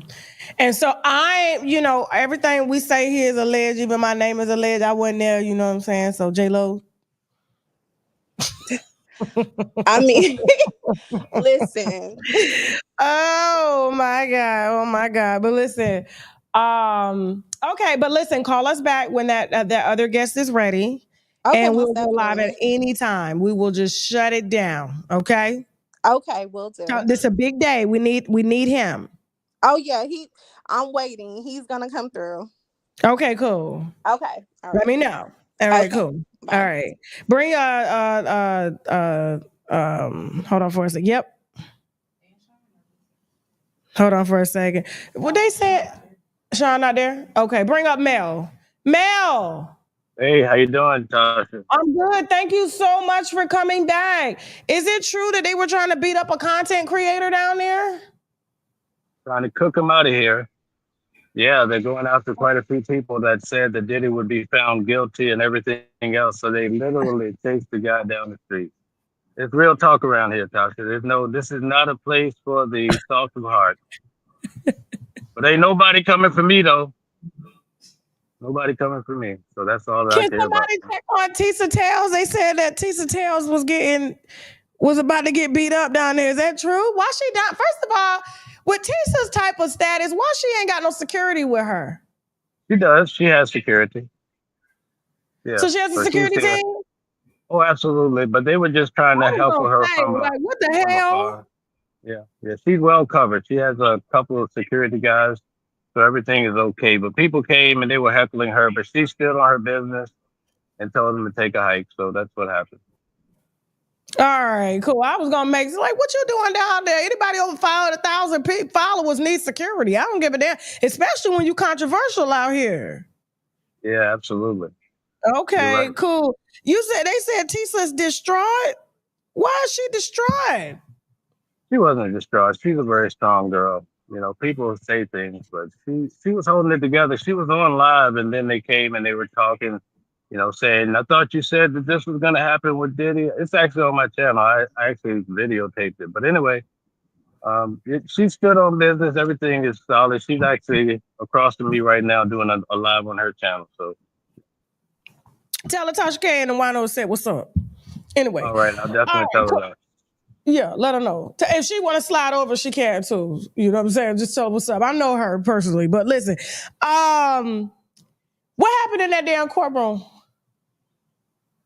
So far, nothing has developed since the judge left. We were supposed to come back at 1:30 because that's when the letters were due to be given back to the judge from both sides. But then as we went back to the court, they said we have to come back at 4:30. So that's why I hop back on with it just to tell you what's happening. But the real meat of this information will be after 4:30. We'll find out if Mr. Combs walks out of the courthouse and go back to Miami. Okay. All right. So we will get back with you later today. Because we got a very big high profile guest that's coming through. So we definitely need to have you back to see what that judge says, okay? Okay, very good. Thank you. I'll Thank you talk so to you much, soon. Mel. I appreciate you. I really do. Okay. All Now, right. anybody got the video of Tisa Tails down there getting... That's why I wouldn't go down there. I would have caught by 5-6 lawsuits. Because my security team, you know, Jazz, they will beat your ass. My security, y'all have seen us get down, okay? My security team will beat the fuck out of you, for real. I only hire ex-military. Don't play with me in CIA, okay? No, not CIA, Secret Service. All right. So listen. Hold on. Why are they down there acting like that? When you high profile, you got to be cute. You got to be protected. Let me get this out though. Y'all getting paid for them. Whatever. Hold on for a second. I'm looking at y'all. You said Tisa was talking a lot of shit, but she stick to her guns. It was on Ski Wiggins Live. Oh my God. Let me see. Hold on. Hold on. You said it was men fussing with her. Okay, Tisa gotta do body smoke like that. But okay, I'm telling you. Hold on for a second. I'm trying to see if we can get the video. We want to see what's going on down there. We nosy. Look, they said chaos breaks out at the Diddy trial after not guilty verdict. Okay. I'm gonna have to watch that and we'll post that later. All right. So listen, we got any more callers real quick and we can go home? I'm tired. We good. All right, listen, y'all. So we're gonna set up for the second part of the day. I do got an appointment I gotta get to at 5. I'm gonna go home and see my son. And then we'll come back. I appreciate everybody here. Thank you to all my celebrity guests that came through. They're all making their rounds today. So everybody's like, why is he on TMZ, Ray J on TMZ? Because they were all making their rounds and we have to get them in when we can, guys. So, and you know, our stuff is not based on the celebrity voice. Our stuff is based on Tasha K's voice, okay? And when Tasha K asks her questions, that's what it's based on, the winos, all right? So I appreciate all of you guys. Thank you so much. Guys, don't forget, all right, you know that our food is nutritionally deficient, and I am proud to be partnered with Man Immunity, okay, a CMOS company. You guys know that Dr. Sabi and all the health gurus rave about CMOS. I take CMOS every day, 10,000 milligrams, because our food just does not have enough, okay? We don't have enough. We barely even have seeds in our fruit. Okay. And if you don't have seeds in your fruit, how are you going to get the, the nutrients and stuff that you need and everything like that? And so, I love this particular sea moss because it's not fishy. It doesn't have a strong odor or anything like that. This is actually the mango flavor. We also have a pineapple flavor. It has 98% of the vitamins and minerals that your body needs daily in order to function. And if you are nutritionally deficient and you're not supplementing, when you get sick, because there is not an if, it's when you get sick, how do you expect your cells and your organs to be able to fight off things that come in contact with your body if they don't have the basic vitamins and minerals that the body is made out of? Look at your body as a plant, as the soil. If the soil is not watered and doesn't have the right amount of vitamins and minerals in the soil, then guess what? The leaves don't grow, the stem rots, okay? And that's what happens on the inside, especially when we all hit like 35, 40. And a lot of times we're getting sick younger, all right? And so here's the thing. This is one of my favorite products. On top of that, it has spirulina. Spirulina is damn near a meal replacement because it has 100% of the vitamins and minerals. And when you know that you have a good, high quality vitamin, is when you take it and you're not hungry, you know that you have gotten everything that you needed in that vitamin, because essentially that's what we're getting from food when we're eating, okay? And so if you're still hungry after food, that means that you are not nutritionally sufficient when it comes to vitamins and minerals, okay? okay? And so this is available on shoptkdeals.com. Use the coupon code TK10 for 10% off your first order. And in addition to that, we have a mixture here of soursop, okay, as well as sea moss and black seed oil. Very potent, very, very good for the immune system, okay? Also has 98% of the vitamins and minerals that your body needs, amongst other things that your T cells need in order to be optimized. No, nobody want to be running around here like Black Rob with a low T cell count. Speaking of T cell activators, okay, we also have the mushroom Vitamix, which is a T cell and NK cell optimizer. This has been used according to scientific research, the National Institute of Health, okay, that they have done studies on shiitake mushrooms and the blend of mushrooms, whether they are in gummy form, because we do have them in the mushroom extract complex. We do have them in the mushroom 10X, which is the capsule, and we also have it in the powder, okay, that you could put in your smoothies or your coffee daily, okay? And mushrooms are being used for HPV therapy, cancer therapy, all types of therapy, and they have seen drastic results in people's immune response to certain things that they come in contact with. And this is nutritionally sufficient as well too, meaning taking this with the sea moss gives you double and triple, okay, the vitamins and minerals that your body needs, especially with this being plant-based and this being plant-based as well, coming from the ocean, okay?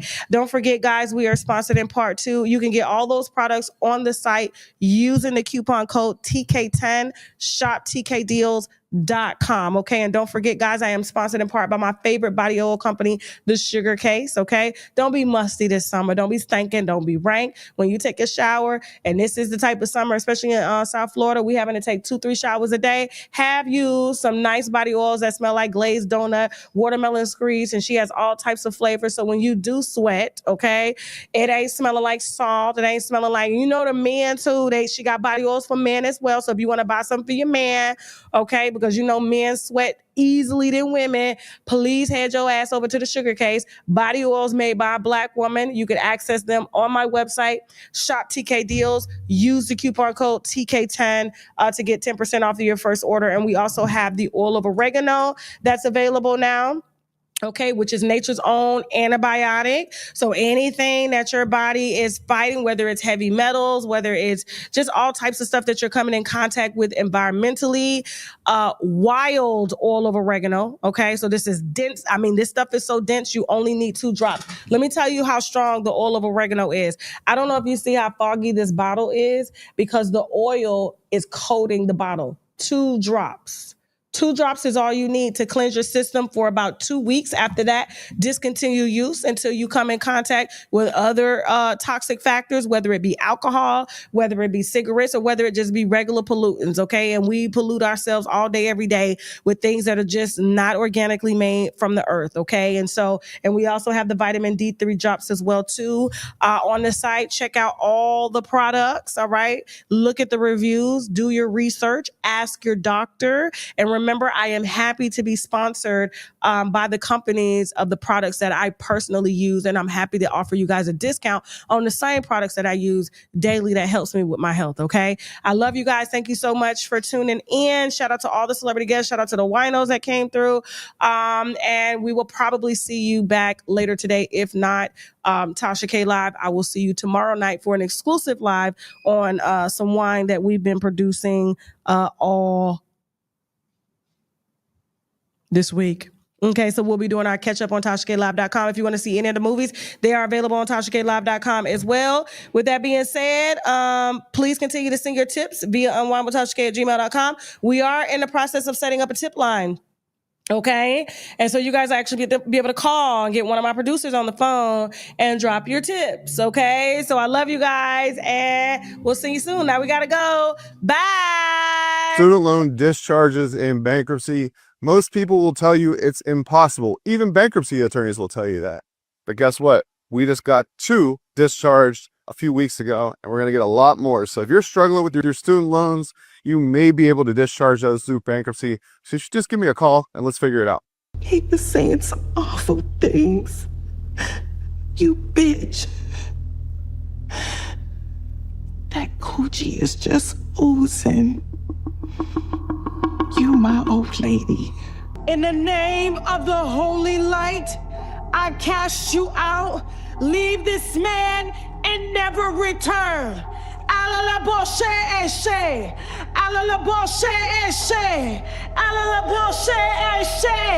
Your abusive sexual desires, the fornication, the mishandling of your wife. She gave you 40 years, Robert.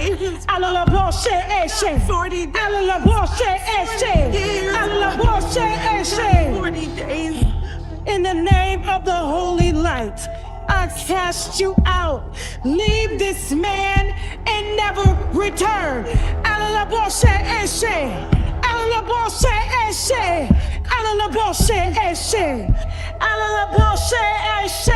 Watch this full program and other exclusive content on www.tashaklive.com. Hey, well, you brought me flowers. Girl, you know damn well I ain't brought you no damn flowers. I'm still waiting on my check to come through from a property that I sold 2 months ago. I can take it to the check cashing place. Right. Girl, I don't know. I ain't got no. Open it and see. Yeah. Thank you. Oh, we're from Calvin. Really? Oh, they so cute. It's so cute that you still receive beautiful gifts like this, girl. I am still receiving gifts to the clinic, child. Your baby daddy. What's that's wrong why? with it? No, that's why you still going to the clinic, because your baby daddy. I'm supposed to go to the clinic. That's my baby daddy. That's the problem. There's 2 clinics that I go to. That's why I'm trying to put you on. The abortion and the STD clinic. I stay there. No, Tasha, no. Why? I'm trying to give you a wholesome man. Kelvin's brother. What you know about wholesome? And Calvin's brother, girl, no, I need a nigga to burn me. See, I need him to have an experience with fucking, okay? Listen. Watch this full program and other exclusive content on www.tashaklive.com.